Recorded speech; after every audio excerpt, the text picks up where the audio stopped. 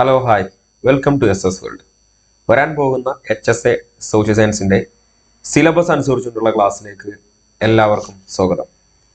ഇന്നത്തെ ക്ലാസ്സിൽ നമ്മൾ ഡിസ്കസ് ചെയ്യാൻ പോകുന്നത് നമ്മുടെ സിലബസിലെ part B module 7 physical geography എന്ന മൊഡ്യൂളിലെ ടോപ്പിക്കായിട്ടുള്ള സീസൺസ് എന്ന് പറയുന്ന ടോപ്പിക്കാണ് നമ്മൾ ഡിസ്കസ് ചെയ്യാൻ പോകുന്നത്.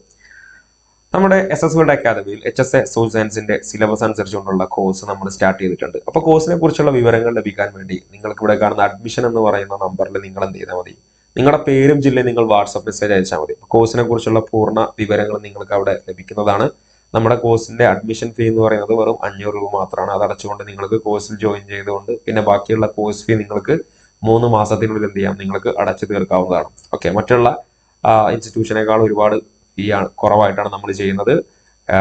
ടോപ്പിക് അനുസരിച്ചുകൊണ്ടുള്ള ക്ലാസ്സുകളും ആ ക്ലാസ്സിന്റെ തന്നെ PPT നോട്ടുകളും ആ ക്ലാസ്സിന് അനുസരിച്ചുകൊണ്ടുള്ള അതിന്റെ സ്റ്റേറ്റ്മെന്റ് വൈസ് MCQ ക്വസ്റ്റ്യൻസും അതുപോലെ തന്നെ ടോപ്പിക് കംപ്ലീറ്റ് ആകുമ്പോൾ പ്രിന്റ് എടുക്കാനുള്ള PDF മെറ്റീരിയലുകളും എല്ലാം നിങ്ങൾക്ക് അവൈലബിൾ ആകുന്നതാണ്. അപ്പോൾ ഒരു സെപ്പറേറ്റ് കോഴ്സ് ഗ്രൂപ്പ് നമ്മൾ സ്റ്റാർട്ട് ചെയ്തിട്ടുണ്ട്. അപ്പോൾ അതിനെക്കുറിച്ച് വിവരങ്ങൾ അറിയാൻ നിങ്ങൾ എന്ത് ചെയ്യുക, ഈ കാണുന്ന നമ്പറിൽ നിങ്ങൾ വാട്സപ്പിലോ അല്ലെങ്കിൽ ടെലഗ്രാമിലോ നിങ്ങളുടെ പേരും ജില്ലയും നിങ്ങൾ വാട്സപ്പ് മെസ്സേജ് അയച്ചാൽ മാത്രം മതി, അല്ലെങ്കിൽ ടെലഗ്രാമിൽ മെസ്സേജ് അയച്ചാൽ മതി. അപ്പോൾ നമ്മൾ നേരെ ക്ലാസ്സിലേക്ക് പോകുന്നു. അപ്പോൾ കഴിഞ്ഞ ക്ലാസ്സുകളായിട്ട് നമ്മൾ ചർച്ച ചെയ്തുകൊണ്ടിരിക്കുന്നത് നമ്മുടെ പാർട്ട് ബി മൊഡ്യൂൾ 7 ഫിസിക്കൽ ജോഗ്രഫിയിൽ നമ്മൾ സോളാർ സിസ്റ്റം ആൻഡ് പ്ലാനറ്റ് അതിന്റെ 2 ക്ലാസ്സോട് കൂടി നമ്മൾ ആ ടോപ്പിക് കംപ്ലീറ്റ് ചെയ്തു. അതിന്റെ ക്വസ്റ്റ്യൻസ് ഡിസ്കസ് ചെയ്തിട്ടുണ്ടായിരുന്നു.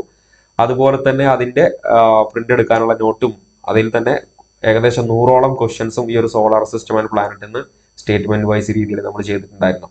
കഴിഞ്ഞ ദിവസം അതുപോലെ തന്നെ ലാറ്റിറ്റ്യൂഡ് ആൻഡ് ലോഞ്ചിറ്റ്യൂഡ് എന്ന് പറയുന്നതിന്റെ ക്ലാസ് നമ്മൾ കംപ്ലീറ്റ് ചെയ്തു. അതിന്റെ മോഡൽ ക്വസ്റ്റ്യൻസ് ഒക്കെ നമ്മൾ നമ്മുടെ കോഴ്സ് ഗ്രൂപ്പിൽ നമ്മൾ ഷെയർ ചെയ്തിട്ടുണ്ടായിരുന്നു. ഓക്കെ, അപ്പൊ ഇനി നമ്മൾ ചെയ്യാൻ പോകുന്നത് സീസൺ ആണ്. ഈ സീസൺ എന്ന് പറഞ്ഞ ക്ലാസ് കഴിഞ്ഞിട്ടായിരിക്കും നമ്മൾ ടൈം എന്ന് പറയുന്നത് എടുക്കാൻ പോകുന്നത്. ഓക്കെ, അപ്പൊ നമ്മൾ സീസൺ എടുത്തു കഴിഞ്ഞാൽ ഉടനെ തന്നെ നമ്മൾ ടൈം എന്ന് പറയുന്ന ക്ലാസ് നമ്മൾ എടുക്കുന്നതാണ്. ഓക്കെ, പിന്നെ ബാക്കിയുള്ള വിഷയങ്ങൾ മാപ്പ് based scale base of remote ബാക്കിയുള്ള ക്ലാസ്സുകളൊക്കെ വളരെ പെട്ടെന്ന് തന്നെ നമ്മൾ അപ്ലോഡ് ചെയ്യും. അതിൻ്റെ ഒക്കെ നോട്ടുകളും അതുമായി ബന്ധപ്പെട്ടുള്ള PDF ക്വസ്റ്റ്യൻസും മോഡൽ ക്വസ്റ്റ്യൻസും എല്ലാം നിങ്ങൾക്ക് അവൈലബിൾ ആകുന്നതാണ്. അപ്പോൾ കോഴ്സിൽ ജോയിൻ ചെയ്യാത്ത ആളുകൾ വളരെ പെട്ടെന്ന് തന്നെ കോഴ്സിൽ ജോയിൻ ചെയ്യാം. അപ്പൊ നമ്മൾ നേരെ ഇന്നത്തെ ക്ലാസ്സിൽ നമ്മൾ ഡിസ്കസ് ചെയ്യുന്നത് സീസണെ കുറിച്ചാണ്. അപ്പോൾ സീസണെ കുറിച്ച് കഴിഞ്ഞ 2 വർഷത്തെ ക്വസ്റ്റ്യൻ പേപ്പർ നമ്മൾ നോക്കുമ്പോൾ 020/2022 ക്വസ്റ്റ്യൻ പേപ്പർ കോഡിൽ 83ാമത്തെ ചോദ്യമായിരുന്നു, ദക്ഷിണാർദ്ധഗോളത്തിൽ വസന്തം അനുഭവപ്പെടുന്ന കാലം ഏതാണെന്നാണ് ചോദിച്ചിട്ടുണ്ടായിരുന്നത്. അപ്പൊ ഈ ഒരു ചോദ്യമാണ് ഈ ഒരു സീസൺ എന്ന് പറയുന്ന ഭാഗത്ത് നിന്ന് വന്നിട്ടുള്ള ഒരു ചോദ്യം. ദക്ഷിണാർദ്ധഗോളത്തിൽ വസന്തം അനുഭവപ്പെടുന്ന കാലം ഏതാണ്? അപ്പൊ ഇതിന്റെ ആൻസർ ഓപ്ഷൻ C ആയിരുന്നു.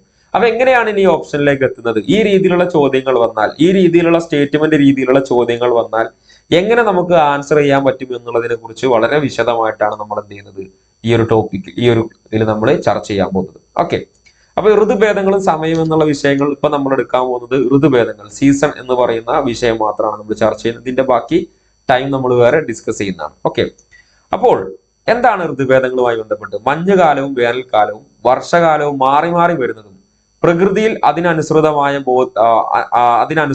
മാറ്റങ്ങൾ ഉണ്ടാവുന്ന നമുക്ക് അനുഭവത്തിലൂടെ ബോധ്യമായതുമായ കാലത്തിന്റെ ഈ മാറ്റങ്ങളെയാണ് ഋതുഭേദങ്ങൾ എന്ന് പറയുന്നത്. അപ്പൊ എന്താണ് സീസൺ എന്ന് പറഞ്ഞാൽ? മഞ്ഞുകാലവും വേനൽക്കാലവും വർഷകാലവും മാറി മാറി വരുന്നതും പ്രകൃതിയിൽ അതിനനുസൃതമായ മാറ്റങ്ങൾ ഉണ്ടാകുന്നതും നമുക്ക് അനുഭവത്തിലൂടെ ബോധ്യമാകുന്നതുമായ കാലത്തിന്റെ ഈ മാറ്റങ്ങൾ എന്തെന്ന് പറയുന്നു? ഋതുഭേദങ്ങൾ എന്ന് പറയുന്നു. അപ്പൊ എന്തുകൊണ്ടാണ് ഋതുഭേദങ്ങൾ ഉണ്ടാകുന്നത്? അപ്പൊ നമുക്കറിയാം, ഭൂമിയിലെ 2 അർദ്ധഗോളങ്ങളിലുമുള്ള വ്യത്യസ്ത പ്രദേശങ്ങളിലെ സൗരോർജ്ജ ലഭ്യതയിൽ കാലികമായ വ്യത്യാസം അനുഭവപ്പെടുന്നുണ്ട് എന്നുള്ളത് നമ്മൾ പഠിച്ചിട്ടുണ്ട്. അപ്പൊ എന്തുകൊണ്ടാണ് ഈ വ്യത്യാസം? അപ്പൊ നിങ്ങൾ നോക്കുക, ഭൂമിയുടെ 2 അർദ്ധഗോളങ്ങൾ. ഇപ്പൊ ഭൂമിയുടെ ഒരു മുകൾ ഭാഗത്തുള്ള ഈ അർദ്ധഗോളമാണ് നോർത്ത് ഹെമിസ്ഫിയർ, ഉത്തരാർദ്ധഗോളം. അതുപോലെ താഴെയുള്ളതാണ് സതേൺ ഹെമിസ്ഫിയർ, ദക്ഷിണാർദ്ധഗോളം. അപ്പൊ നിങ്ങൾ കാണാൻ പറ്റും, ഈ ഒരു ഉത്തരാർദ്ധഗോളത്തെയും ദക്ഷിണാർദ്ധഗോളത്തെയും 2ആക്കി തിരിക്കുന്നത് ആരാണ്? ഇക്വേറ്റർ എന്ന് പറയുന്ന അക്ഷാംശമാണ്, ഭൂമധ്യരേഖ അക്ഷാംശം. അപ്പോ ഇത് ലാറ്റിറ്റ്യൂഡ് ആണോ ലോഞ്ചിറ്റ്യൂഡ് ആണോ? ലാറ്റിറ്റ്യൂഡ് ആണ്, ഇക്വേറ്റർ അല്ലെ?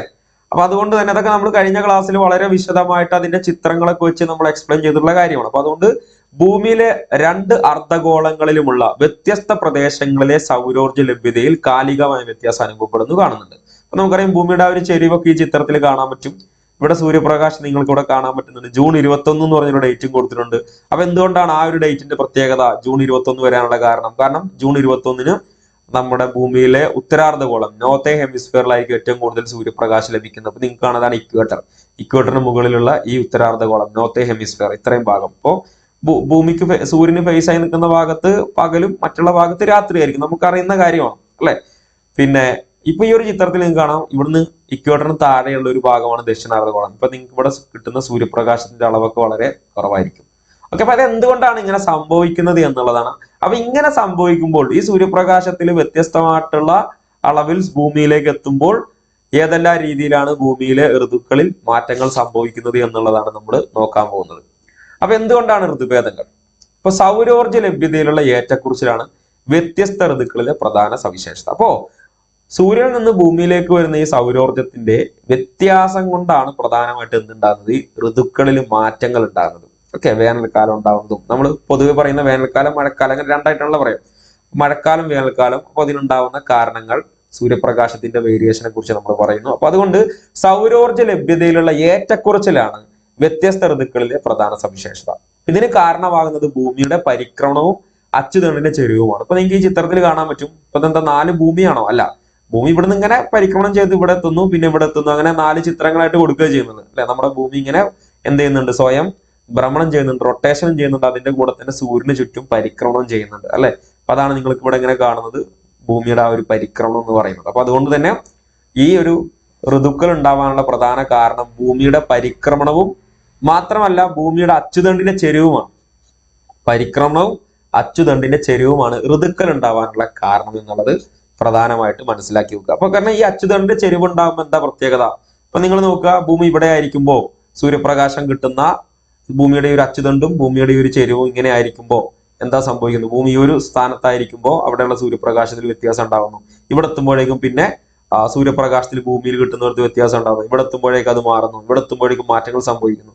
അപ്പൊ ഈ ഒരു സൂര്യന് ചുറ്റും ഭൂമി ഇങ്ങനെ പരിക്രമണം ചെയ്തുകൊണ്ടിരിക്കുമ്പോൾ എന്ത് ചെയ്യുന്നുണ്ട്, സൂര്യപ്രകാശത്തിൽ ഏറ്റക്കുറച്ചിൽ ഉണ്ടാകുന്നു. ആ സൂര്യപ്രകാശം ഭൂമിയിൽ ഏറ്റക്കുറച്ചിൽ ഉണ്ടാകുമ്പോൾ വ്യത്യസ്തമായിട്ടുള്ള ഋതുക്കൾ ഉണ്ടാകുന്നു. അപ്പൊ അതിന് പ്രധാന കാരണം എന്താണ്? ഭൂമിയുടെ ഒരു ഭ്രമണം, ഭൂമിയുടെ ഒരു പരിക്രമണവും റവല്യൂഷൻ ആണ് കേട്ടോ, റൊട്ടേഷൻ അല്ല കേട്ടോ. ഭൂമിയുടെ റവല്യൂഷനും പിന്നെന്താണ്, ഭൂമിയുടെ ടിൽറ്റ് ഓഫ് ആക്സിസ്, ഭൂമിയുടെ ചെരിവുമാണ് എന്നുള്ളത് മനസ്സിലാക്കി വെക്കുക. ഓക്കെ, അപ്പോ നിങ്ങൾക്ക് ഇപ്പൊ ഇവിടെ തന്നെ കാണാൻ പറ്റും, ഭൂമി ഇങ്ങനെ ചെരിഞ്ഞു നിൽക്കുന്നു, സൂര്യപ്രകാശം ഭൂമിയിലേക്ക് കിട്ടുന്നു. ഇപ്പൊ ഏറ്റവും കൂടുതൽ സൂര്യപ്രകാശം കിട്ടുന്ന എവിടെയായിരിക്കും? നിങ്ങൾ ചിത്രം കണ്ടാൽ തന്നെ അറിയാൻ പറ്റും, കാരണം ഇതാണല്ലോ ഭൂമധ്യരേഖ, ഇക്വേറ്റർ. ഇങ്ങനെയാണ് ഇക്വേറ്റർ കാണുന്നത്. അപ്പൊ അതുകൊണ്ട് ഏറ്റവും കൂടുതൽ ഇപ്പൊ സൂര്യപ്രകാശം ഉത്തരാർദ്ധഗോളത്തിലായിരിക്കും. ദക്ഷിണാർദ്ധഗോളത്തിന് സൂര്യപ്രകാശം ഉണ്ട്, പക്ഷെ ഉത്തരാർദ്ധഗോളത്തിലുള്ള അത്ര എവിടെയില്ല, ദക്ഷിണാർദ്ധഗോളത്തിലില്ല. ഞാൻ ഉത്തരാർദ്ധഗോളം ദക്ഷിണാർദ്ധഗോളം എന്നൊക്കെ പറയുമ്പോൾ ഞാൻ ഇംഗ്ലീഷ് കൂടി ഓർത്ത് വെക്കുക, നോർത്ത് ഹെമിസ്ഫിയറും സദേൺ ഹെമിസ്ഫിയറും കേട്ടോ. നമ്മുടെ പരീക്ഷ മലയാളത്തിലാണല്ലോ. അപ്പോ ഇനി എന്താണ് ഭൂമിയുടെ പരിക്രമണം, റവല്യൂഷൻ? അപ്പൊ ഇവിടെയുള്ള റവല്യൂഷൻ എന്ന് പറഞ്ഞു കഴിഞ്ഞാൽ നമ്മൾ നോക്കേണ്ടത് ദീർഘവൃത്താകൃതിയിലുള്ള എലിപ്റ്റിക്കൽ ഓർബിറ്റ്, സഞ്ചാരപഥത്തിലൂടെയാണ് ഭൂമി സൂര്യനെ വലം വെക്കുന്നത്. ഇതിനെയാണ് പരിക്രമണം എന്ന് വിളിക്കുന്നത്. അപ്പൊ ഇവിടെ ചിത്രത്തിൽ നിങ്ങൾ കാണാൻ പറ്റും, ഒരു ഓർബിറ്റ് ഇവിടെ കാണാൻ പറ്റും അല്ലെ. ദീർഘവൃത്താകൃതിയിലുള്ള എലിപ്റ്റിക്കൽ ഓർബിറ്റ്, സഞ്ചാരപഥത്തിലൂടെയാണ് ഭൂമി സൂര്യനെ വലം വെക്കുന്നത്. ഇതിനെയാണ് പരിക്രമണം എന്ന് പറയുന്നത്. ഇനി നമ്മുടെ ഭൂമിയുടെ ഓർബിറ്റൽ പാതയുടെ നീളം ഇപ്പൊ ഏകദേശം ഈ ഒരു എലിപ്റ്റിക്കൽ ഓർബിറ്റ് എന്ന് പറഞ്ഞ ഈ ഒരു രീതിയിലായിരിക്കും, കറക്റ്റ് ഒരു വൃത്തായിട്ടായിരിക്കും, ഇങ്ങനെ ഒരു ദീർഘവൃത്താകൃതിയിലായിരിക്കും എന്ത് ചെയ്യുക, അതിന്റെ എലിപ്റ്റിക്കൽ ഓർബിറ്റിന്റെ ഷേപ്പ്. അപ്പോ ഭൂമിയുടെ ഓർബിറ്റൽ പാതയുടെ നീളം ഏകദേശം 940 ദശലക്ഷം കിലോമീറ്റർ ആണ്. ഓക്കെ, 940 ദശലക്ഷം കിലോമീറ്റർ ആണ് ഭൂമിയുടെ ഓർബിറ്റൽ പാതയുടെ നീളം എന്ന് പറയുന്നത്. അപ്പൊ ഇതിങ്ങനെ നമ്മൾ എടുക്കുകയാണെങ്കിൽ, അതിന്റെ നീളം ഇങ്ങനെ എടുക്കുകയാണെങ്കിൽ ആ ഓർബിറ്റൽ പാത എത്ര ആയിരിക്കും? 940 ദശലക്ഷം കിലോമീറ്റർ അല്ലെ. എത്ര വളരെ വലുതാണ് എന്നുള്ളത്, എത്ര വലിയ ആ കിലോമീറ്റർ ഡിസ്റ്റൻസ് ഒന്ന് മനസ്സിൽ സങ്കല്പിച്ച് നോക്കുക. ഓക്കെ, അപ്പൊ ഇനി നമ്മൾ ഈ ചിത്രം വെച്ച് കുറച്ച് കാര്യങ്ങളൊക്കെ ഇവിടെ നമ്മൾ എക്സ്പ്ലെയിൻ ചെയ്യും. കാരണം ഇവിടെ തന്നെ നിങ്ങൾക്ക് കാണാൻ പറ്റും സൂര്യ സമീപകവും അതേപോലെ തന്നെ സൂര്യോച്ചം എന്നൊക്കെ പറഞ്ഞ് അപ്ഹീലിയൻ, പെരിഹീലിയൻ എന്നൊക്കെ പറഞ്ഞ് നമുക്ക് പഠിക്കാനുണ്ട്. ഓക്കെ, അപ്പോ ഇനി നമ്മുടെ ഭൂമിയുടെ പരിക്രമണ വേഗതയെ കുറിച്ച് പറയണം. അപ്പൊ ആദ്യമായിട്ട് ഒരു ഉദാഹരണം പറയാണ്. ഒരു വിമാനത്തിന്റെ വേഗത മണിക്കൂറിൽ ഏകദേശം 560 കിലോമീറ്റർ ആണെന്ന് അറിയാം. കാരണം നമ്മളത് എക്സ്പീരിയൻസ് ചെയ്യുന്നുണ്ട്. ശരിക്കും നമ്മൾ വിമാനത്തിന്റെ ഉള്ളിൽ ഇരുന്ന് കഴിഞ്ഞാൽ നമുക്കത് അത്രയും വേഗതയിലാണ് പോകുന്നതെന്ന് നമുക്ക് എക്സ്പീരിയൻസ് ചെയ്യാൻ കഴിയില്ല. പക്ഷെ അവിടെ ആ സ്പീഡ് അവിടെ കാണിക്കുന്നുണ്ടായിരിക്കും. ഇപ്പോ വിമാനത്തിന്റെ സീറ്റിന് മുമ്പിലൊക്കെ അതിന്റെ സ്പീഡൊക്കെ കാണിക്കുന്ന ഒരു സ്ക്രീനൊക്കെ ഉണ്ടെങ്കിൽ നമുക്കത് കാണാൻ പറ്റും, നമ്മുടെ വിമാനം പോകുന്ന സ്പീഡ് എത്രയാണെന്നുള്ളത്. അതിന്റെ മാപ്പൊക്കെ അവിടെ കാണാൻ പറ്റും. അപ്പോഴാണ് നമുക്കറിയാം ഇത് എത്ര സ്പീഡിലാണ് പോകുന്നത് എന്നുള്ളത് അല്ലെ. അപ്പോ പറയാൻ കാരണം ഒരു വിമാനത്തിന്റെ വേഗത മണിക്കൂറിൽ ഏകദേശം 560 കിലോമീറ്റർ ആണ്. അപ്പൊ ഇത് വെച്ചുകൊണ്ട് ഇനി പറയുന്നത്, എന്നാൽ മണിക്കൂറിൽ ശരാശരി 96,000 കിലോമീറ്റർ വേഗതയാണ് ഭൂമിയുടെ പരിക്രമണം. നിങ്ങൾ നോക്കുക, നമ്മുടെ ഭൂമി സൂര്യനെ പരിക്രമണം ചെയ്യുന്നത് ഉണ്ടോ, ഈ ഒരു ചിത്രത്തിൽ കാണാൻ പറ്റും. എന്നാൽ മണിക്കൂറിൽ 96,000 കിലോമീറ്റർ വേഗതയിലാണ് എന്ത് ചെയ്യുന്നത്, നമ്മുടെ ഭൂമിയുടെ പരിക്രമണം. ഭൂമി സൂര്യനെ ഇങ്ങനെ ചുറ്റിക്കൊണ്ടിരിക്കുന്നത്. ഇങ്ങനെ ഭൂമിക്ക് ഒരു പരിക്രമണം ഇങ്ങനെ പൂർത്തിയാക്കുന്നതിനാണ് എന്ത് പറയാ, ഒരു വർഷം എന്ന് പറയാം അല്ലെ. 365 ദിവസം. അതുപോലെ തന്നെ പിന്നെ കുറച്ച് കണക്കുകൾ പറയുന്നുണ്ട്. 6 മണിക്കൂർ 9 മിനിറ്റ് 9.5 സെക്കൻഡ്. ഇതാണ് ഭൂമിയുടെ പരിക്രമണ എന്ന് പറയുന്നത്. അപ്പോൾ മണിക്കൂറിൽ ശരാശരി കിലോമീറ്റർ വേഗത, ഇതൊക്കെ പ്രധാനപ്പെട്ട ഭാഗമാണ്. കഴിഞ്ഞ പ്രാവശ്യങ്ങളിലൊക്കെ ചോദിച്ചിട്ടുണ്ടായിരുന്നു ഭൂമിയുടെ മധ്യഭാഗങ്ങൾ, ഭൂമധ്യരേഖാ ഭാഗങ്ങളിൽ ഭൂമിയുടെ ഭ്രമണ വേഗത എത്രയാണെന്നുള്ള ചോദ്യം അല്ലെ. അപ്പോൾ ഭൂമധ്യരേഖയിലുള്ളത് പഠിച്ചു വെക്കണം. അത് നമ്മൾ പഠിച്ചിട്ടുണ്ടായിരുന്നു. സോളാർ സിസ്റ്റം ആൻഡ് പ്ലാനറ്റ് എന്നുള്ള ഭാഗത്ത് നമ്മൾ കുറച്ച് കാര്യങ്ങൾ പറഞ്ഞിട്ടുണ്ട്. അതുകൊണ്ട് തന്നെ അവിടെ ഓരോ ഗ്രഹത്തിന്റെയും നമ്മൾ പ്രധാനമായിട്ട് നമ്മുടെ ഭൂമിയുടെ ഭൂമധ്യരേഖാ ഭാഗത്തുള്ള ഭ്രമണം എത്രയാണ്, അതുപോലെ തന്നെ 23 ഡിഗ്രിയിൽ എത്രയാണ്, 66 ഡിഗ്രിയിൽ എത്രയാണ്, 90 ഡിഗ്രി നോർത്ത് 90 ഡിഗ്രി സൗത്ത് എത്രയാണെന്നുള്ളതൊക്കെ നമ്മളവിടെ കൊടുത്തിട്ടുണ്ടായിരുന്നു. അപ്പൊ അതൊക്കെ നന്നായിട്ട് പഠിച്ചു നോക്കുക. നമ്മുടെ സോളാർ സിസ്റ്റം ആൻഡ് പ്ലാനറ്റ് എന്നുള്ള ക്ലാസ്സിലും അതിന്റെ മെറ്റീരിയലിലൊക്കെ വളരെ വിശദമായിട്ട് കൊടുത്തിട്ടുണ്ട്. അപ്പോൾ അവിടെ പറഞ്ഞ കാര്യം, ആ മെറ്റീരിയലിലുള്ള കാര്യം ഇപ്പൊ ഇവിടെ പിന്നെ കൊണ്ടുവന്ന് നമ്മൾ ഒരുപാട് എന്ത് ചെയ്യുന്നില്ല, വലുതാക്കുന്നില്ല. അതുകൊണ്ടാണ് മെറ്റീരിയലിലൊക്കെ എല്ലാം കൃത്യമായിട്ട് അവിടെ കൊടുത്തിട്ടുണ്ടായിരിക്കും. ഓക്കെ, അപ്പോ ഭൂമി സൂര്യനെ ചുറ്റുന്നത് സെക്കൻഡിൽ ശരാശരി 27 കിലോമീറ്റർ വേഗതയിലാണ്. ഇതും പഠിച്ചു വെക്കുക. സെക്കൻഡിൽ പറയുമ്പോൾ ഭൂമി സൂര്യനെ ചുറ്റുന്നത് സെക്കൻഡിൽ ശരാശരി 27 കിലോമീറ്റർ വേഗതയിലാണ്, അല്ലെങ്കിൽ 17 മൈൽ വേഗതയിൽ. അപ്പൊ ഈ വേഗത ശരിക്കും സ്ഥിരമല്ല എന്നും പറയുന്നുണ്ട്. ഭൂമിക്ക് ഒരു പരിക്രമണം പൂർത്തിയാക്കാൻ വേണ്ട കാലയളവ്, അപ്പൊ നിങ്ങൾ നോക്കുക, ഒരു സെക്കൻഡിൽ 27 കിലോമീറ്റർ വേഗതയിലാണ് നീന്തുന്നത്, ഒറ്റ സെക്കൻഡിൽ. അപ്പോൾ ഇങ്ങനെ ഒരു സെക്കൻഡിൽ 27 കിലോമീറ്റർ പോയിട്ടും ഭൂമിക്ക് സൂര്യനെ ഒന്ന് വലം വെക്കാൻ, അതായത് നമ്മൾ നേരത്തെ സൂചിപ്പിക്കുന്ന എത്ര ദശലക്ഷം കിലോമീറ്ററിലാണ് എന്ത് ചെയ്യുന്നത്, ഇത് സ്ഥിതി ചെയ്യുന്നത് എന്നുള്ളത്. അപ്പൊ അതുകൊണ്ട് ഭൂമിക്ക് ഒരു പരിക്രമണം പൂർത്തിയാക്കാൻ വേണ്ട കാലയളവ് 365 ദിവസങ്ങൾ, 6 മണിക്കൂർ 9 മിനിറ്റ് 9.5 സെക്കൻഡുകൾ. അപ്പൊ ഇവിടെ നിങ്ങൾ നോക്കുക, 365 ദിവസം അപ്രോക്സിമേറ്റ് കറക്റ്റ് ആയിട്ടല്ല പറയുന്നത്. അതിനുശേഷം എന്തുണ്ട്, ഒരു 6 മണിക്കൂറുണ്ട്, പിന്നെ ഒരു 9 മിനിറ്റ് ഉണ്ട്, 9.5 ഉണ്ട്. അപ്പൊ ഈ ഒരു 6 മണിക്കൂർ നമ്മൾ ശരിക്കും പറയാം 365 എന്ന് പറയും. 365 ദിവസം എന്ന് പറയാൻ കാരണം നിങ്ങൾ നോക്കുക, ഒരു ദിവസം എന്ന് പറഞ്ഞാൽ 24 മണിക്കൂറല്ലേ. ഒരു ദിവസത്തിന്റെ കാലം എന്ന് പറഞ്ഞാൽ 6 മണിക്കൂറായിരിക്കും. അപ്പൊ 1/4 6 മണിക്കൂറായിരിക്കും. അതുകൊണ്ടാണ് ഈ ഓരോ വർഷവും ഈ ഒരു 6 മണിക്കൂർ കൂടി കൂടി ഇപ്പോ ഈ ഒരു വർഷത്തെ 365 ദിവസം 6 മണിക്കൂർ, അടുത്തൊരു വർഷത്തെ 365 ദിവസം 6 മണിക്കൂർ, പിന്നത്തെ ഒരു വർഷത്തെ 365 ദിവസം 6 മണിക്കൂർ, അങ്ങനെ 4-ാമത്തെ വർഷത്തെ 365 ദിവസം 6 മണിക്കൂർ. അപ്പോൾ ഈ 6 മണിക്കൂർ ഇങ്ങനെ കൂട്ടി കൂട്ടി കൂട്ടി ഒരു ദിവസമായിട്ട് വരികയാണ്. അങ്ങനെയാണ് ലീപ് ഇയർ ഉണ്ടാകുന്നത്, അതിവർഷം ഉണ്ടാകുന്നത്. അങ്ങനെയാണ് ഫെബ്രുവരി 29 ഉണ്ടാകുന്നതൊക്കെ നമുക്ക് ചെറുപ്പകാലത്തൊക്കെ നമ്മളൊക്കെ പഠിച്ചിട്ടുള്ള കാര്യങ്ങളാണ്. ഓക്കെ, എന്നാലും നമ്മൾ പറയുന്നുണ്ട് എങ്ങനെയാണ്, എന്താണ് അതിവർഷം എന്നുള്ള കാര്യങ്ങളൊക്കെ. അപ്പോ ഇതുകൊണ്ടാണ് നമ്മുടെ ഭൂമിയുടെ പരിക്രമണം പൂർത്തിയാക്കാൻ ഇത്ര സമയം എന്ന് പറയുന്നത്. എന്താണ് അതിവർഷം? ഇപ്പൊ ഫെബ്രുവരി 29 എന്ന് പറഞ്ഞ കലണ്ടറിൽ കാണാൻ പറ്റും. എന്തുകൊണ്ടാ പറഞ്ഞു? ഭൂമിക്ക് പരിക്രമണം പൂർത്തിയാക്കാൻ വേണ്ട സമയം 365 ദിവസം, അതായത് 6 മണിക്കൂർ എന്നാണ് പറയുന്നത്, വേണ്ടിവരും. അപ്പൊ എന്നാൽ ഒരു വർഷത്തിന് 365 ദിവസങ്ങളാണുള്ളത്. ബാക്കിയുള്ള 1/4 ദിവസം 4 വർഷങ്ങൾ കൂടുമ്പോൾ ഒരു പൂർണ്ണ ദിവസമായി പരിഗണിക്കുന്നു. അങ്ങനെ ഓരോ 4-ാമത്തെ വർഷവും 366 ദിവസങ്ങൾ ഉണ്ടാവും. ഇതാണ് അതിവർഷം. 2012 ഒരു ലീപ് ഇയർ ആയിരുന്നു, 2016 ഒരു ലീപ് ഇയർ ആണ്, 2020, 2024, ഇനി അടുത്തത് 2028 അല്ലെ. ഓരോ 4 വർഷം, ഇപ്പൊ നമ്മുടെ world cup, football, cricket, Olympics ഒക്കെ നടക്കുന്ന പോലെ ആ 4 വർഷം ഗ്യാപ്പ് എന്ന് പറയുന്നു അല്ലെ. അപ്പോ ഇതാണ് അതിവർഷം എന്ന് പറയുന്നത്. ഇനി ഭൂമിയുടെ ചെരിവിനെ കുറിച്ച് പറയണം. അപ്പൊ നമ്മൾ ഈ ഭൂമിയിൽ വ്യത്യസ്തമായിട്ടുള്ള ഋതുക്കൾ ഉണ്ടാവാനുള്ള കാരണം ഭൂമിയുടെ പരിക്രമണവും ഭൂമിയുടെ അച്ചുതണ്ടിന്റെ ചെരിവുമാണെന്ന് പറഞ്ഞു.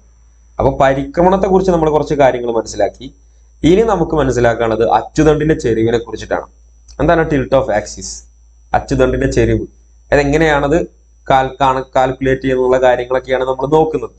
അപ്പൊ പറഞ്ഞു, ഈ ഭൂമിയിൽ കാണുന്ന ഈ അച്ചുതണ്ടും രേഖാംശ രേഖയും അക്ഷാംശ രേഖകളും ഇതൊന്നും എന്തല്ല, ഇതൊന്നും നമ്മുടെ ഭൂമിയിൽ നമുക്ക് കാണാൻ പറ്റുന്നില്ല. ഇതൊക്കെ സാങ്കല്പിക രേഖകളാണ് നമ്മൾ പറഞ്ഞിട്ടുണ്ടായിരുന്നു അല്ലെ. പ്രധാനമായിട്ടും ഈ സമയനിർണയത്തിൽ നമ്മൾ ഇനി ടൈം ഡിറ്റർമിനേഷൻ എന്ന് പറയുന്ന ഭാഗം നമ്മൾ പഠിക്കുമ്പോൾ ഭൂമിയിലെ രേഖാംശ രേഖകൾ അടിസ്ഥാനമാക്കിയിട്ടായിരിക്കും. എന്നാൽ ഋതുഭേദങ്ങൾ നമ്മൾ പഠിക്കുന്നത് ഭൂമിയിലെ അക്ഷാംശങ്ങൾ അടിസ്ഥാനമായിട്ടായിരിക്കും. ഭൂമിയിലെ പ്രധാനപ്പെട്ട അക്ഷാംശങ്ങൾ, ഭൂമധ്യരേഖ അക്ഷാംശം, അതുപോലെ തന്നെ ട്രോപ്പിക് ഓഫ് ക്യാൻസർ ഉത്തരായന രേഖ, അതുപോലെ തന്നെ ദക്ഷിണായന രേഖ ട്രോപ്പിക് ഓഫ് കാപ്രിക്കോൺ.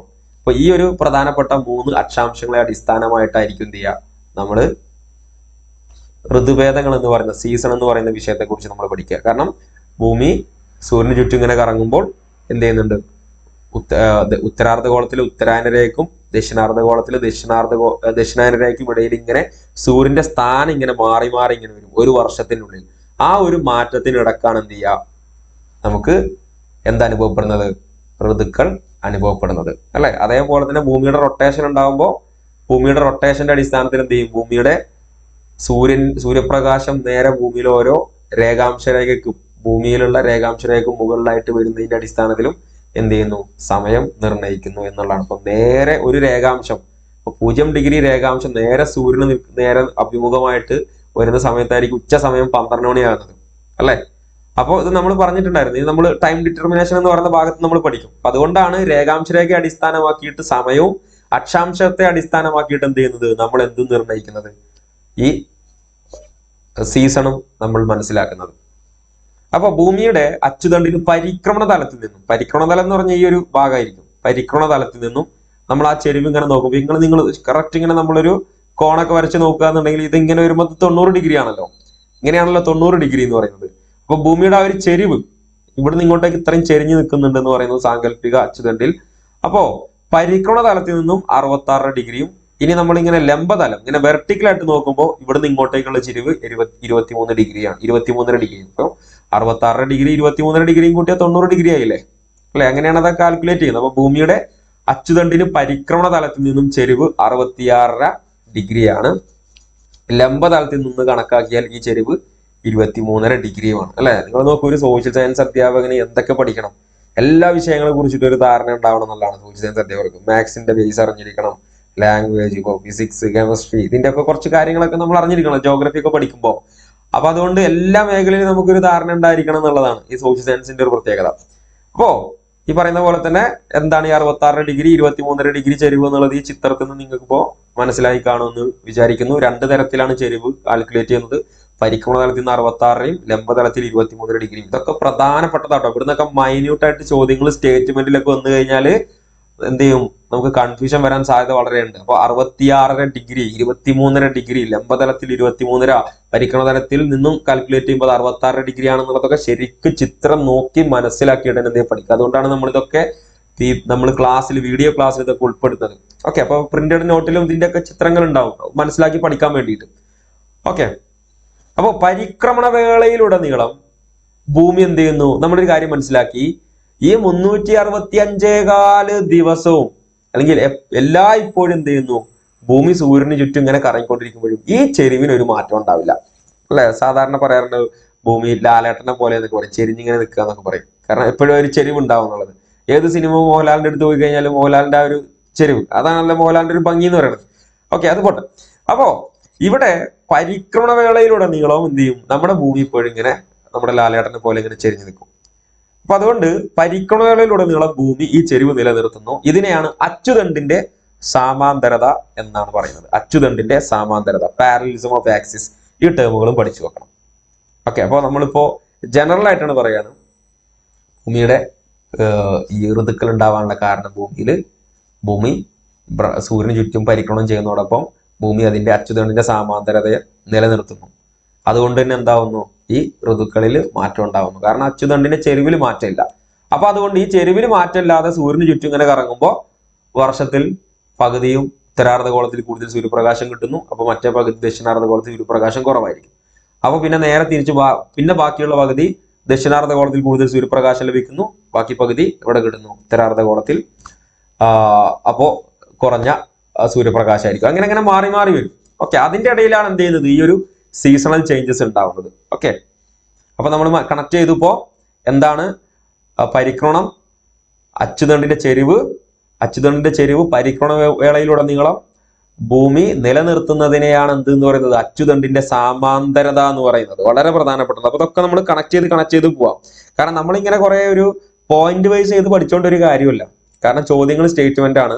ആ ഒരു ടോപ്പിക്കിനെ കുറിച്ച്, സീസൺ എന്നുള്ളതിനെ കുറിച്ച് വ്യക്തമായ ധാരണ നമുക്ക് ഉണ്ടാവണം. നമുക്ക് ആ ഒരു വിഷയത്തെ കുറിച്ചും കുട്ടികൾക്ക് പറഞ്ഞു കൊടുക്കാനും ഒക്കെ വ്യക്തമായിട്ടുള്ള ഒരു ധാരണ നമ്മുടെ അടുത്ത് ഉണ്ടാവണം എന്നുള്ളതാണ്. ഓക്കെ, അപ്പോ ഇവിടെ ഇനി 4 വർഷം മാസങ്ങൾ ഇവിടെ കൊടുത്തിട്ടുണ്ട് അല്ലെ. മാർച്ച് 21-ന് ഏറ്റവും കൂടുതൽ സൂര്യപ്രകാശം എവിടെയായിരിക്കും, ജൂൺ 21-ന് എവിടെയായിരിക്കും, സെപ്റ്റംബർ 23-ന് എവിടെയായിരിക്കും, ഡിസംബർ 22-ന് എവിടെയായിരിക്കും ഏറ്റവും കൂടുതൽ സൂര്യപ്രകാശം, ഏത് അക്ഷാംശത്തിലായിരിക്കും. നമുക്കിവിടെ പ്രധാനമായിട്ടും 3 അക്ഷാംശങ്ങളാണുള്ളത്. ഒന്ന് ഭൂമധ്യരേഖ അക്ഷാംശം, ഒന്ന് ഉത്തരായനരേഖ അക്ഷാംശം, പിന്നെ ഒന്ന് ദക്ഷിണായനരേഖ അക്ഷാംശം. അപ്പൊ ഈ വർഷത്തില് ഈ 3 അക്ഷാംശങ്ങൾക്കിടയിൽ സൂര്യന്റെ സ്ഥാനം ഇങ്ങനെ മാറിക്കൊണ്ടിരിക്കും.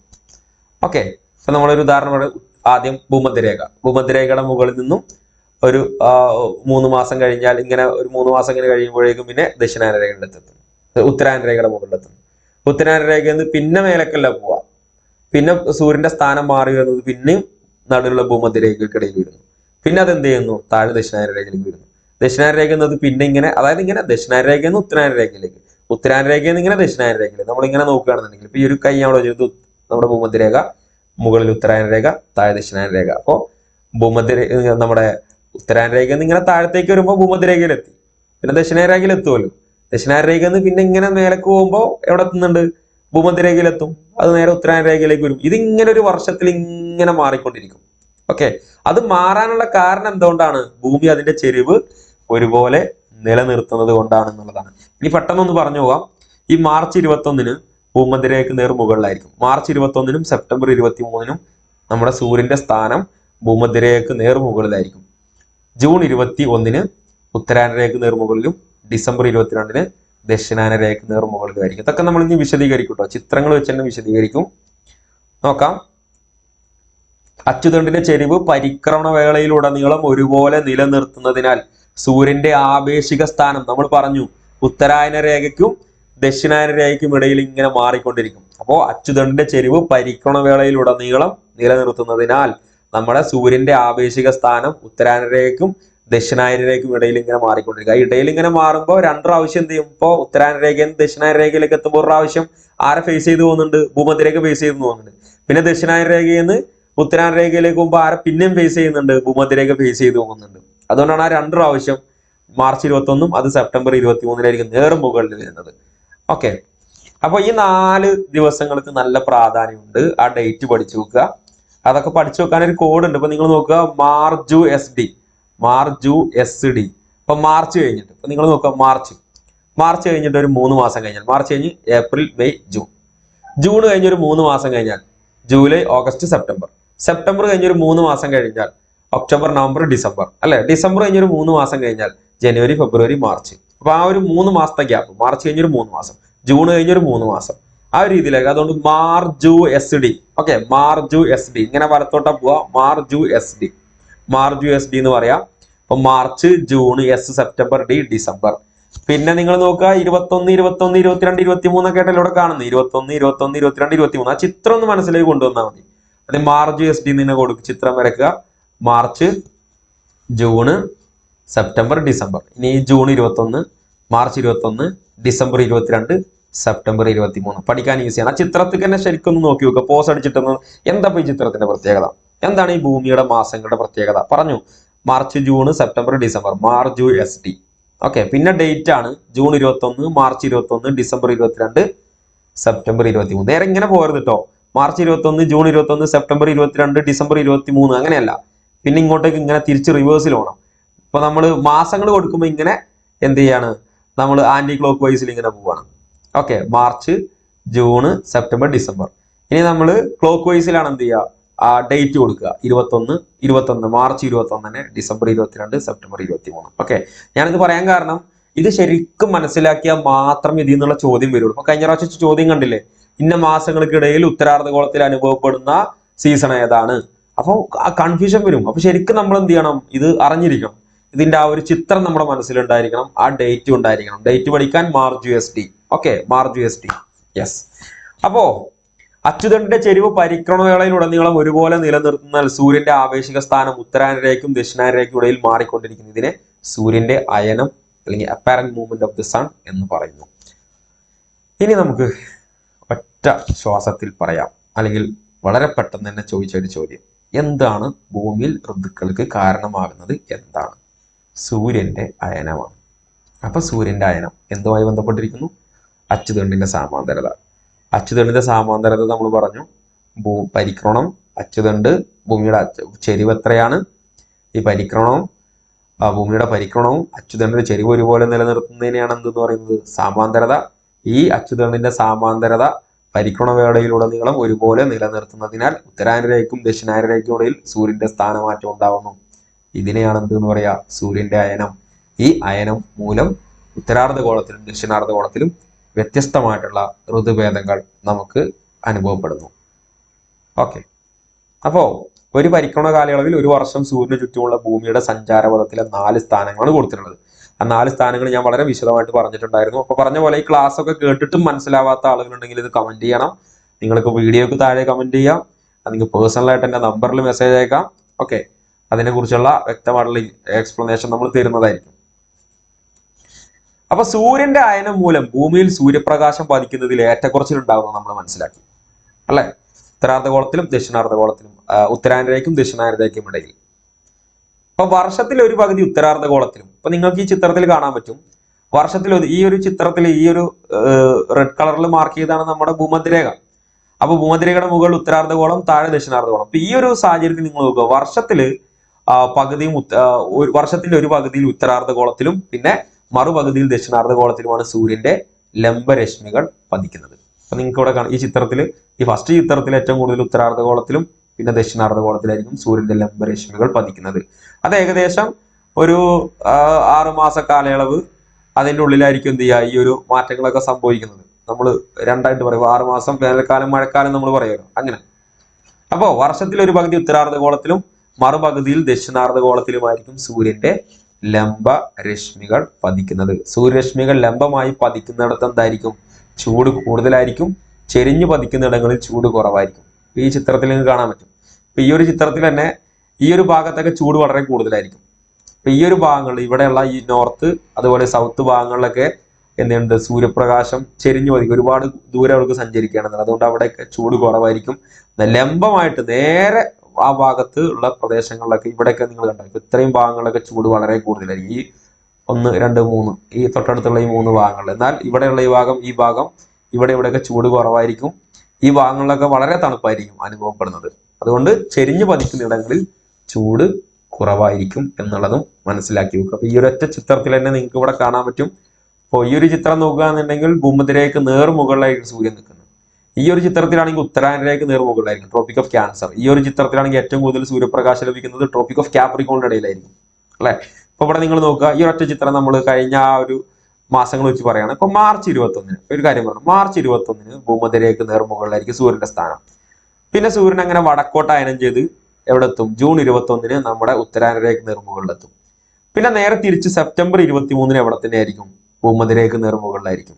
പിന്നെ ഡിസംബർ 22 ദക്ഷിണായനരേഖ നേർമുകളിലായിരിക്കും. അങ്ങനെ ഡിസംബർ 22 കഴിഞ്ഞ് പിന്നെ അങ്ങനെ ജനുവരി, ഫെബ്രുവരി, മാർച്ച് 21 ആകുമ്പോൾ വീണ്ടും എവിടെ എത്തുന്നു? നമ്മുടെ ഭൂമധ്യരേഖയ്ക്ക് മുകളിലെത്തുന്നു. മാർച്ച് 21 കഴിഞ്ഞ് പിന്നെ മാർച്ച്, ഏപ്രിൽ, മെയ്, ജൂൺ 21 ആകുമ്പോൾ ദക്ഷിണായനരേഖയ്ക്ക് മുകളിൽ. പിന്നെ ജൂൺ കഴിഞ്ഞ് ജൂൺ, ജൂലൈ, ഓഗസ്റ്റ്, സെപ്റ്റംബർ ആകുമ്പോൾ വീണ്ടും ഭൂമധ്യരേഖയ്ക്ക് മുകളിൽ. ഡിസംബർ 22 ദക്ഷിണായനരേഖ. അപ്പൊ ഇത് ഇങ്ങനെ മാറിക്കൊണ്ടിരിക്കും. ഈ ഒരു മാറ്റത്തിന്റെ ഇടയിലാണ് ഇപ്പോൾ ഇവിടുന്ന് ഭൂമധ്യരേഖയിൽ നിന്ന് ഉത്തരായനരേഖയിലേക്ക് പോകുമ്പോൾ നമ്മുടെ ഉത്തരാർദ്ധഗോളത്തിൽ അനുഭവപ്പെടുന്ന ഒരു ഋതു അനുഭവപ്പെടുന്നു. പിന്നെ മറ്റൊരു സീസൺ ആയിരിക്കും ദക്ഷിണാർദ്ധഗോളത്തിൽ ആ ഒരു കാലയളവിൽ. പിന്നെ ഈ സെപ്റ്റംബർ 22 ജൂൺ 21 പിന്നെ താഴത്തേക്ക് തെക്കോട്ട് അയനം ചെയ്ത് ജൂൺ 21 വീണ്ടും സെപ്റ്റംബർ 23 വീണ്ടും ഭൂമധ്യരേഖയ്ക്ക് നേർമുകളിലെത്തും. അപ്പോൾ ഉത്തരാർദ്ധഗോളത്തിൽ ഒരു ഋതു, ദക്ഷിണാർദ്ധഗോളത്തിൽ വ്യത്യസ്ത ഋതുക്കൾ അനുഭവപ്പെടുന്നു. പിന്നെ ഈ സെപ്റ്റംബർ 23 ഇവിടുന്ന് തുടങ്ങി തെക്കോട്ടേക്ക് വീണ്ടും അയനം തുടങ്ങി എങ്ങോട്ടേക്ക് എത്തുന്നു? ഡിസംബർ 22 ദക്ഷിണായനരേഖയിൽ എത്തുന്നു. അപ്പോൾ ഉത്തരാർദ്ധഗോളത്തിലും ദക്ഷിണാർദ്ധഗോളത്തിലും വ്യത്യസ്ത ഋതുക്കൾ അനുഭവപ്പെടുന്നു. പിന്നെ ഈ ഡിസംബർ 22 ദക്ഷിണായനരേഖയിൽ നിന്ന് തുടങ്ങി വീണ്ടും മാർച്ച് 21 ഉത്തരായനരേഖ എത്തുമ്പോൾ ഉത്തരാർദ്ധഗോളത്തിലും ഭൂമധ്യരേഖയിൽ എത്തുമ്പോൾ ഡിസംബർ 22 തുടങ്ങി മാർച്ച് 21 ആകുമ്പോഴേക്കും ഉത്തരാർദ്ധഗോളത്തിലും ദക്ഷിണാർദ്ധഗോളത്തിലും എന്ത് ചെയ്യുന്നു? വ്യത്യസ്തമായിട്ടുള്ള ഋതുക്കൾ അനുഭവപ്പെടുന്നു എന്നുള്ളതാണ്. നമ്മൾ ഇനി ഇത് ചിത്രം വെച്ചത് എക്സ്പ്ലെയിൻ ചെയ്യും. ഓക്കെ, ഈ ഒരു ചിത്രം ഇങ്ങനെ കണ്ടപ്പോൾ പറഞ്ഞെന്നുള്ളൂ. ഇനി നമുക്കിത് എക്സ്പ്ലെയിൻ ചെയ്യാനുണ്ട്. അപ്പോ സൂര്യന്റെ അയനം മൂലം വസന്തകാലം, ഗ്രീഷ്മകാലം, ഹേമന്തകാലം, ശൈത്യകാലം എന്നിങ്ങനെ വ്യത്യസ്ത ഋതുക്കൾ ചാക്രികമായിട്ട് ആവർത്തിക്കുന്നു. ഓക്കെ, ഈ ഒരു ചിത്രത്തിന് വളരെ പ്രധാനമുണ്ട് കേട്ടോ. ഈ ഒരു ചിത്രം വേണമെങ്കിൽ സ്ക്രീൻഷോട്ടൊക്കെ അടിച്ചു വെക്കാൻ പറ്റും. കാരണം എന്താ, ഈ ഒരൊറ്റ ചിത്രത്തിൽ എങ്ങനെ ചോദിച്ചു കഴിഞ്ഞാൽ നിങ്ങൾക്ക് ആൻസർ ചെയ്യാൻ പറ്റും. ഇവിടെ നമ്മുടെ മാസങ്ങൾ കൊടുത്തു. March 21, June 21, September 23, December 22. നിങ്ങൾക്ക് ഇത് കാണാൻ പറ്റുമെന്ന് വിചാരിക്കുന്നത് യെല്ലോ കളറിലാണ് കൊടുത്തിട്ടുള്ളത്. ഞാനിവിടെ മാർച്ച് 21 എവിടെയായിരിക്കും സൂര്യന്റെ സ്ഥാനം എന്ന് പറഞ്ഞിട്ടുണ്ട്, equator. June 21 tropic of cancer, അതായത് ഉത്തരായൻ രേഖ. സെപ്റ്റംബർ 23 ഇക്വേറ്റർ, ഭൂമധ്യരേഖ. പിന്നെ ഡിസംബർ 22 ട്രോപ്പിക് ഓഫ് ക്യാപ്രിക്കോൺ, ദക്ഷിണായന രേഖയിലായിരിക്കും എന്നുള്ളതാണ്. അപ്പോ ഇവിടെ ഒരു നമ്മുടെ ഭൂമിയുടെ ഒരു എലിപ്റ്റിക്കൽ ഓർബിറ്റ് നിങ്ങൾക്ക് ചിത്രത്തിൽ കാണാൻ പറ്റും. ഇവിടെ നിങ്ങളൊരു കാര്യം മനസ്സിലാക്കേണ്ടത്, ഭൂമിയുടെ എലിപ്റ്റിക്കൽ ഓർബിറ്റ് വരച്ചിട്ടുള്ള ഭാഗം നമ്മുടെ ഭൂമിയുടെ നോർത്തേൺ ഹെമിസ്ഫിയർ ആണെന്ന് വിചാരിക്കാം. ഓക്കെ, ഈ എലിപ്റ്റിക്കൽ ഓർബിറ്റിന്റെ ഉൾഭാഗം സദേൺ ഹെമിസ്ഫിയർ, ദക്ഷിണാർദ്ധഗോളം. നമ്മൾ കുളങ്കര എന്ന് കളിക്കൂലേ, അപ്പൊ ഇതിങ്ങനെ വരച്ചൊരു കുളമാണല്ലോ. ഈ കുളയുടെ ഈ കരഭാഗം, ഈ പുറത്തുള്ള ഭാഗം എന്താണ്, ഉത്തരാർദ്ധഗോളം. താഴെ ദക്ഷിണാർദ്ധഗോളം. ഓക്കെ, ദക്ഷിണാർദ്ധഗോളം താഴെ, അതൊരു കുളം ഭാഗം ദക്ഷിണാർദ്ധഗോളം കാണാൻ പറ്റും. നമ്മളിപ്പോ ഒരു കളി കളിക്കുമ്പോൾ മാർച്ച് 21 കണ്ടോ, ജൂൺ 21 ഇടയിൽ ഉത്തരാർദ്ധഗോളത്തിൽ അനുഭവപ്പെടുന്നത് വസന്തകാലമായിരിക്കും. അപ്പൊ ദക്ഷിണാർദ്ധഗോളത്തിൽ ഹേമന്തകാലം അനുഭവപ്പെടുന്നു. ഈ ഒരൊറ്റ ചിത്രം പഠിച്ചു വെച്ചാൽ മതി കേട്ടോ. ഇനി നോക്കിക്കോളൂ, ഈ ഭാഗത്തിന് നേരെ ഓപ്പോസിറ്റ് അല്ല ഇവിടെ വരിക. ഇവിടെ ഇപ്പൊ ഉത്തരാർദ്ധഗോളത്തിൽ വസന്തമാവുമ്പോ നേരെ തിരിയും. ഇത് ഇവിടെ കൊടുത്തല്ലോ, ഈ സ്പ്രിങ് എങ്ങോട്ട് പോവും, ഓട്ടമിലേക്ക് പോവും. ഹേമന്തകാലം നേരെ വസന്തകാലത്തിന്റെ ഭാഗത്തേക്ക്, അതാണ് ഇവിടെ കൊടുത്തിട്ടുള്ളത്. കണ്ടോ, ഇപ്പൊ ഇവിടെ എത്തിയപ്പോഴേക്കും ഇതിന് നേരെ ഓപ്പോസിറ്റില് ഉത്തരാർദ്ധഗോളത്തിൽ ഹേമന്തം, ദക്ഷിണാർദ്ധഗോളത്തിൽ വസന്തകാലമായി. അപ്പൊ ഇവിടെ ഒന്ന് പഠിച്ചു വെച്ചാൽ മതി, ഈ ഭാഗം നമുക്ക് കിട്ടും.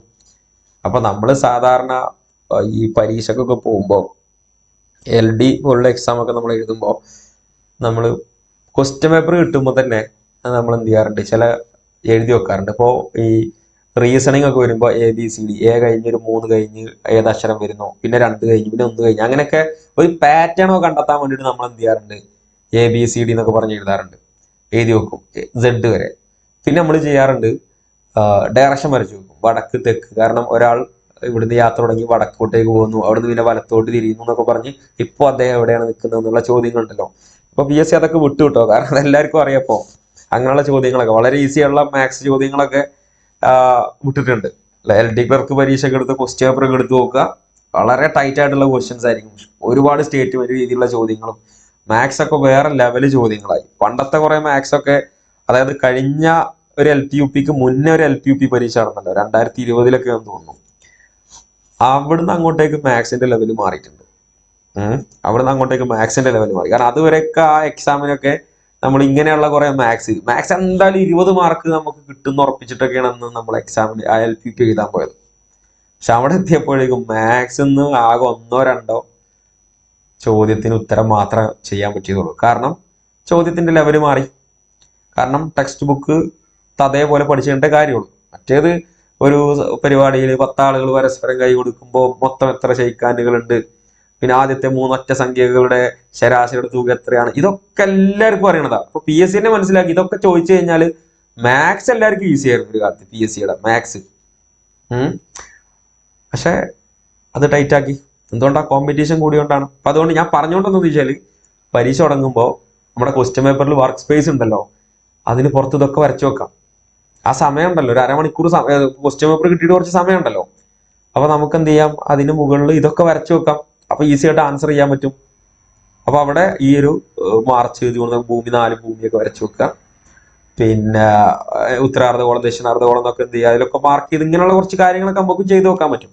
ഓക്കെ, അപ്പൊ അതുകൊണ്ടാണ് ഞാനത് പറഞ്ഞത്. അപ്പൊ ഇത് ഒരു ചിത്രം കൂടെ മനസ്സിലുണ്ടായാൽ മാത്രം മതി. അപ്പൊ നമുക്ക് ഇവിടുന്ന് ഒരു ആൻസർ ക്വസ്റ്റ്യൻ പേപ്പർ കിട്ടിക്കഴിഞ്ഞാൽ നമ്മളെ സമയം വളരെ പ്രധാനപ്പെട്ടത്. സ്റ്റേറ്റ്മെന്റ് ഒക്കെ ഒരുപാടുണ്ടല്ലോ. അപ്പൊ അതുകൊണ്ട് നമുക്ക് വളരെ ഈസി ആയിട്ട് തന്നെ എന്ത് ചെയ്യാൻ പറ്റും, വളരെ പെട്ടെന്ന് തന്നെ നമുക്ക് ഇത് ആൻസർ ചെയ്യാൻ പറ്റും അല്ലെ. അപ്പൊ ഇനി അടുത്ത നോക്കുക, ജൂൺ 21 സെപ്റ്റംബർ 23 ഇടയിൽ ഉത്തരാർദ്ധഗോളത്തിൽ ഗ്രീഷ്മകാലമാണെങ്കിൽ ദക്ഷിണാർദ്ധഗോളത്തിൽ ശൈത്യകാലം. ഇവിടെ ഉള്ളതിന്റെ നേരെ ഓപ്പോസിറ്റ് ആയിരിക്കും ഈ ഭാഗത്തുള്ളത് അല്ലെ. അപ്പോ ശൈത്യകാലം ഉത്തരാർദ്ധഗോളത്തിൽ വരും, ഗ്രീഷ്മകാലം എവിടെ വരുന്നു, ദക്ഷിണാർദ്ധഗോളത്തിലായിരിക്കും. പിന്നെയുള്ള ഒരു കാര്യം, ഈ ഇക്വേറ്ററിന് നേർ മുകളിൽ സൂര്യൻ വരുന്നത് മാർച്ച് 21 സെപ്റ്റംബർ 23 അന്നും വിഷുവമായിരിക്കും. അപ്പൊ നമ്മുടെ വിഷു നമ്മൾ ആഘോഷിച്ചല്ലോ, ആ വിഷു അല്ല, ഈ ദിവസങ്ങളിൽ സൂര്യപ്രകാശം ഭൂമധ്യരേഖയ്ക്ക് നേർമുകളിലാകുമ്പോൾ ഉത്തരാർദ്ധഗോളത്തിലും ദക്ഷിണാർദ്ധഗോളത്തിലും ഒരേപോലെ ആയിരിക്കും എന്ത് ചെയ്യുക, സൂര്യപ്രകാശം കിട്ടുക. അല്ലെങ്കിൽ അവിടെ പകലിന്റെയും രാത്രിയുടെയൊക്കെ ദൈർഘ്യം എന്തായിരിക്കും, ഒരേപോലെ ആയിരിക്കും. പകലും 12 മണിക്കൂർ, രാത്രിയും 12 മണിക്കൂറായിരിക്കും.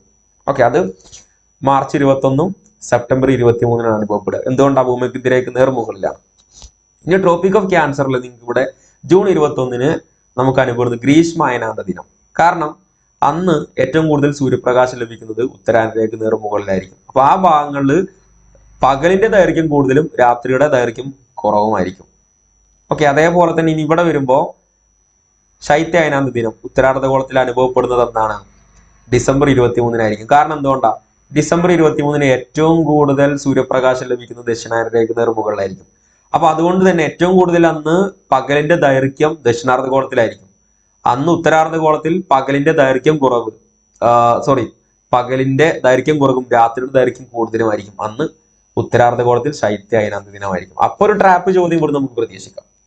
എങ്ങനെയാണ്? ജൂൺ 21 ദക്ഷിണാർദ്ധഗോളത്തിൽ എന്ത് അയനാന്ത ദിനമാണ്? ഏതാണ്? ദക്ഷിണാർദ്ധഗോളത്തിൽ അപ്പൊ ശൈത്യ അയനാന്ത ദിനമായിരിക്കും. എന്തുകൊണ്ടാ ശൈത്യ അയനാന്ത ദിനം? കാരണം ജൂൺ 21 ഉത്തരായനരേഖയ്ക്ക് നേർമുകളിൽ ഉത്തരാർദ്ധഗോളത്തിൽ കൂടുതൽ പകലായിരിക്കും. രാത്രിയുടെ അളവ് അപ്പൊ അവിടെ എന്തായിരിക്കും?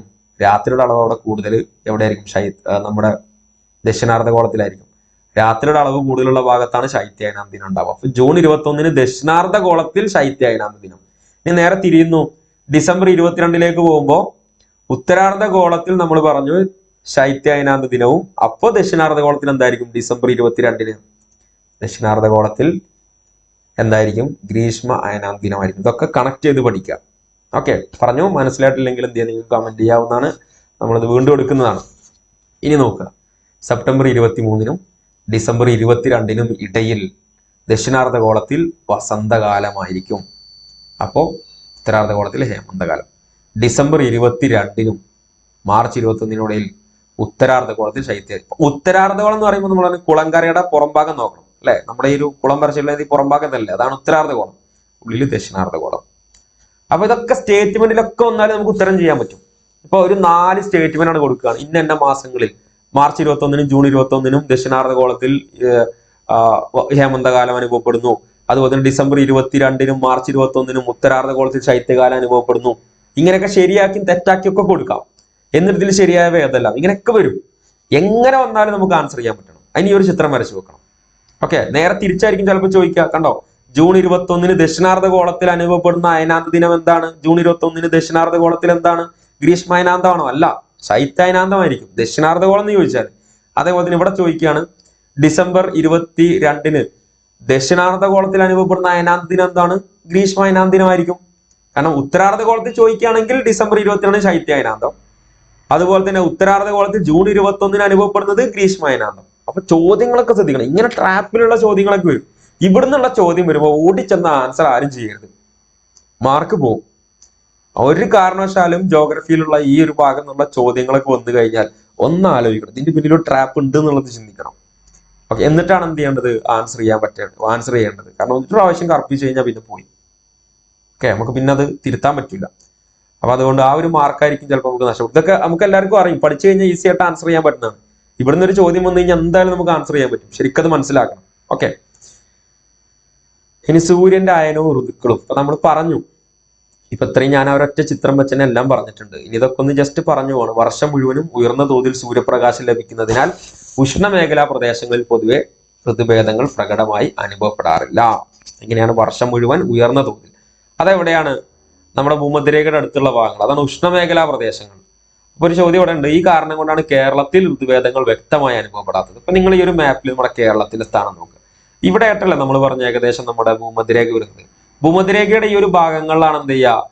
ഉഷ്ണമേഖലാ പ്രദേശം എന്ന് പറയുന്നത്. കാരണം അവിടെ ചൂട് കൂടുതലായിരിക്കും. കാരണം ഭൂമിയുടെ സൂര്യന്റെ സ്ഥാനം ആപേക്ഷികമായിട്ട് ഇപ്പൊ ജൂൺ 21 സെപ്റ്റംബർ 20 നമ്മുടെ ഡിസംബർ 22 ഉത്തരായനരേഖയും ദക്ഷിണായനരേഖയിലും മാറിക്കൊണ്ടിരിക്കുന്നു പറഞ്ഞാലും അവിടെ 21 സൂര്യപ്രകാശം ഉത്തരായനരേഖയിൽ കിട്ടുന്നു, ഡിസംബർ 22 ദക്ഷിണായനരേഖയിൽ ഏറ്റവും കിട്ടുന്നു പറഞ്ഞാലും എപ്പോ നോക്കിക്കഴിഞ്ഞാലും ആ ചിത്രം നമ്മൾ നേരെ മുന്നേയുള്ള ചിത്രം നോക്കി കഴിഞ്ഞാൽ അവിടെയൊക്കെ ആണെങ്കിലും ഉത്തരായനരേഖയിലാണ് ദക്ഷിണായനരേഖയിൽ എപ്പോഴും സൂര്യപ്രകാശം അവിടെ ഉണ്ടാവും.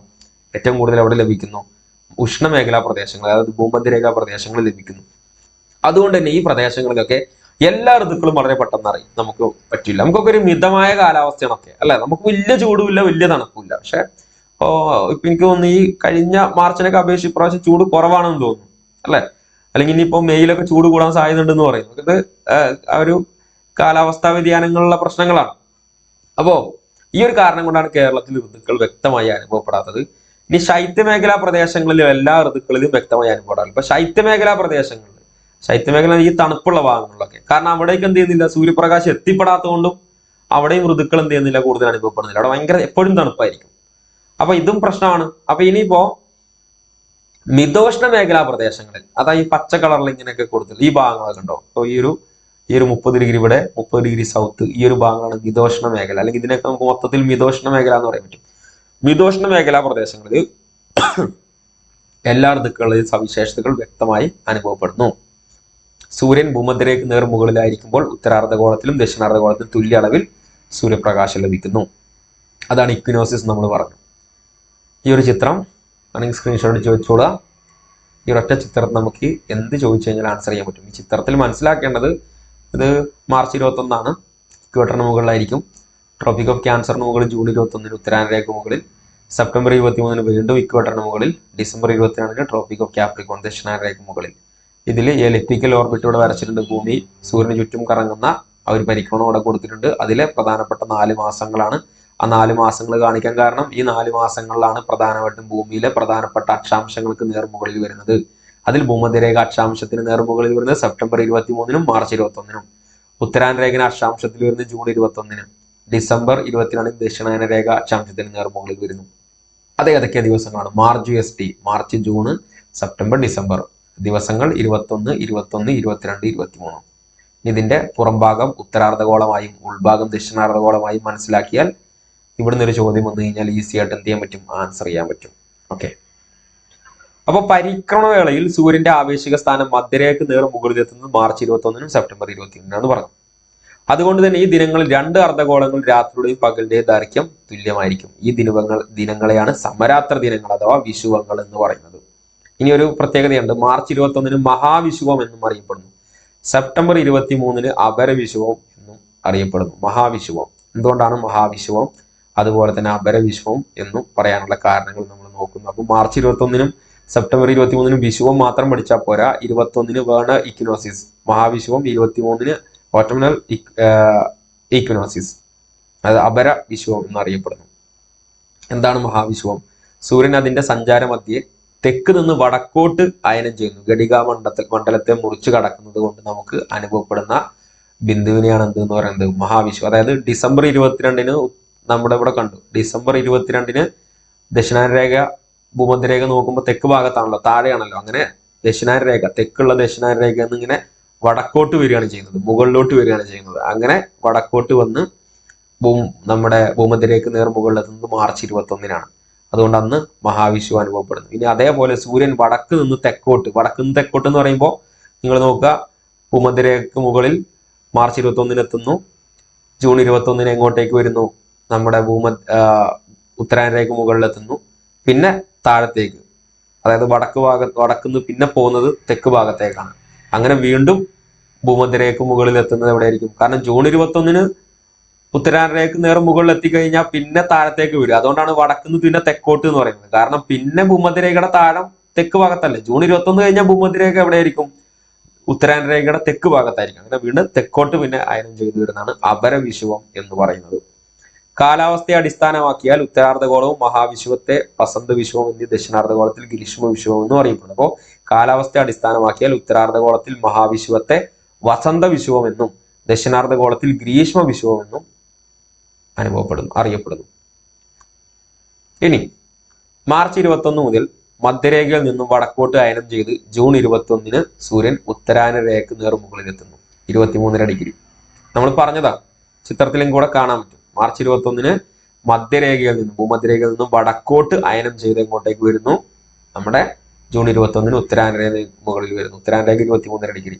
ഈ ദിനത്തെ ഉത്തരാർദ്ധഗോളത്തിൽ ഗ്രീഷ്മ അയനാന്ത ദിനമായിട്ടായിരിക്കും അനുഭവപ്പെടുക. ഉത്തരാർദ്ധഗോളത്തിൽ കേട്ടോ. സമ്മർ സോൾസ്റ്റിസ് ചിത്രം കൂടെ കാണാൻ പറ്റും. സമ്മർ സോൾസ്റ്റിസ് ജൂൺ 20, 21 ആയിട്ട് പഠിച്ചു വെക്കുക.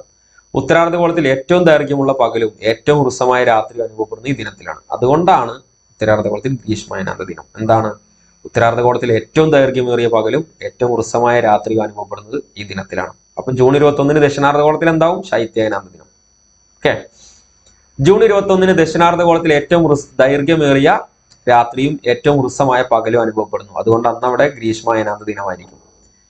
അപ്പൊ അതുകൊണ്ട് മാർച്ച് 21 മുതൽ ജൂൺ 21 വരെ ഉത്തരാർദ്ധഗോളത്തിൽ പൊതുവെ എന്തായിരിക്കും? അതാണ് ഈ ചിത്രത്തിൽ പറഞ്ഞത്, വസന്തകാലമായിരിക്കും.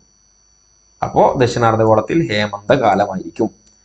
അപ്പൊ എന്താണ് വസന്തകാലം? ശൈത്യകാലത്തിൽ നിന്നും വേനൽക്കാലത്തിലേക്കുള്ള മാറ്റത്തിന്റെ കാലമാണ് വസന്തകാലം. ശൈത്യകാലത്ത് നിന്ന് വേനൽക്കാലത്തിലേക്കുള്ള മാറ്റം, അതിന്റെ ഇടയിലുള്ളതാണ് വസന്തകാലം. ചെടികൾ തളിർക്കുന്നതും പുഷ്പിക്കുന്നതും മാവ് പൂക്കുന്നതും പ്ലാവുകളിൽ ചക്ക ഉണ്ടാകുന്നത് ശ്രദ്ധിച്ചിട്ടില്ലേ? ഇതൊക്കെ ഒരു കാലത്താണ്. ഇനിയിപ്പോ നമ്മൾ അനുഭവിച്ചുകൊണ്ടിരിക്കുന്നത് മാർച്ച് കഴിഞ്ഞ് ഏപ്രിൽ മെയ് അല്ലെ? അപ്പൊ ഒരു വസന്തകാലമാണ്. ഇനി അടുത്തത് ജൂൺ 21 മുതൽ ഉത്തരായനരേഖയിൽ നിന്നും തെക്കോട്ട് അയനം ചെയ്ത് സൂര്യൻ സെപ്റ്റംബർ 23 വീണ്ടും ഭൂമധ്യരേഖയിൽ എത്തുന്നു. അപ്പൊ ഈ ഒരു കാലയളവിലാണ് ജൂൺ 21 കഴിഞ്ഞ് സെപ്റ്റംബർ 23, ഈ ഒരു കാലയളവിലാണ് ഉത്തരാർദ്ധഗോളത്തിൽ എന്താ അനുഭവപ്പെടുന്നത്? വേനൽക്കാലം. അപ്പൊ ദക്ഷിണാർദ്ധഗോളത്തിൽ എന്തായിരിക്കും? ശൈത്യകാലമായിരിക്കും എന്നാണ് പറഞ്ഞിട്ടുള്ളത്. അപ്പൊ സെപ്റ്റംബർ 23 മധ്യരേഖയിൽ നിന്നും തെക്കോട്ട് അയനം തുടർന്ന സൂര്യൻ ഡിസംബർ 20 ദക്ഷിണായന രേഖ 23 ഡിഗ്രി തെക്ക് നേർമുകളിൽ എത്തുന്നു. ഈ ദിനത്തെ ഉത്തരാർദ്ധഗോളത്തിൽ ശൈത്യ അയനാന്ത ദിനം എന്ന് അനുഭവപ്പെടുന്നു. എന്തുകൊണ്ടാണ് ശൈത്യ അയനാന്ത ദിനം പറയാനുള്ള കാരണം? ഈ ദിവസം ഉത്തരാർദ്ധഗോളത്തിൽ ഏറ്റവും ഹ്രസ്വമായ പകലും ഏറ്റവും ദൈർഘ്യമേറിയ രാത്രിയും ഉണ്ടാവും. ഇതാണ് ശൈത്യ അയനാന്ത ദിനം. അപ്പോ ദക്ഷിണാർദ്ധഗോളത്തിൽ എന്തായിരിക്കും? ഗ്രീഷ്മ അയനാന്ത ദിനമായിരിക്കും. ഡിസംബർ 22 ദക്ഷിണാർദ്ധഗോളത്തിൽ ഏറ്റവും ഹ്രസ്വമായ രാത്രിയും ഏറ്റവും ദൈർഘ്യമേറിയ പകലും അനുഭവപ്പെടുന്നു. അപ്പൊ സെപ്റ്റംബർ 23 മുതൽ ഡിസംബർ 22 വരെ ഉത്തരാർദ്ധഗോളത്തിൽ ഹേമന്തകാലമാണെന്ന് പറഞ്ഞു. ചിത്രത്തിൽ നിങ്ങൾക്ക് കാണാൻ പറ്റും. എന്താ ഹേമന്തകാലം? വേനൽക്കാലത്തിന്റെ തീഷ്ണതയിൽ നിന്ന് ശൈത്യകാലത്തിലേക്കുള്ള മാറ്റത്തിന്റെ കാലമാണ് ഇത് ഹേമന്തകാലം. അപ്പൊ അതൊക്കെ പഠിച്ചു വെക്കണം. അതൊക്കെ സ്റ്റേറ്റ്മെന്റിലൊക്കെ വന്നു കഴിഞ്ഞാൽ നമുക്ക് ബുദ്ധിമുട്ടാവും. അപ്പൊ അത് പഠിച്ചു വെക്കാം. വേനൽക്കാലത്തിന്റെ തീഷ്ണതയിൽ നിന്ന് ശൈത്യകാലത്തിലേക്കുള്ള മാറ്റമാണെന്ത്? ഹേമന്തകാലം.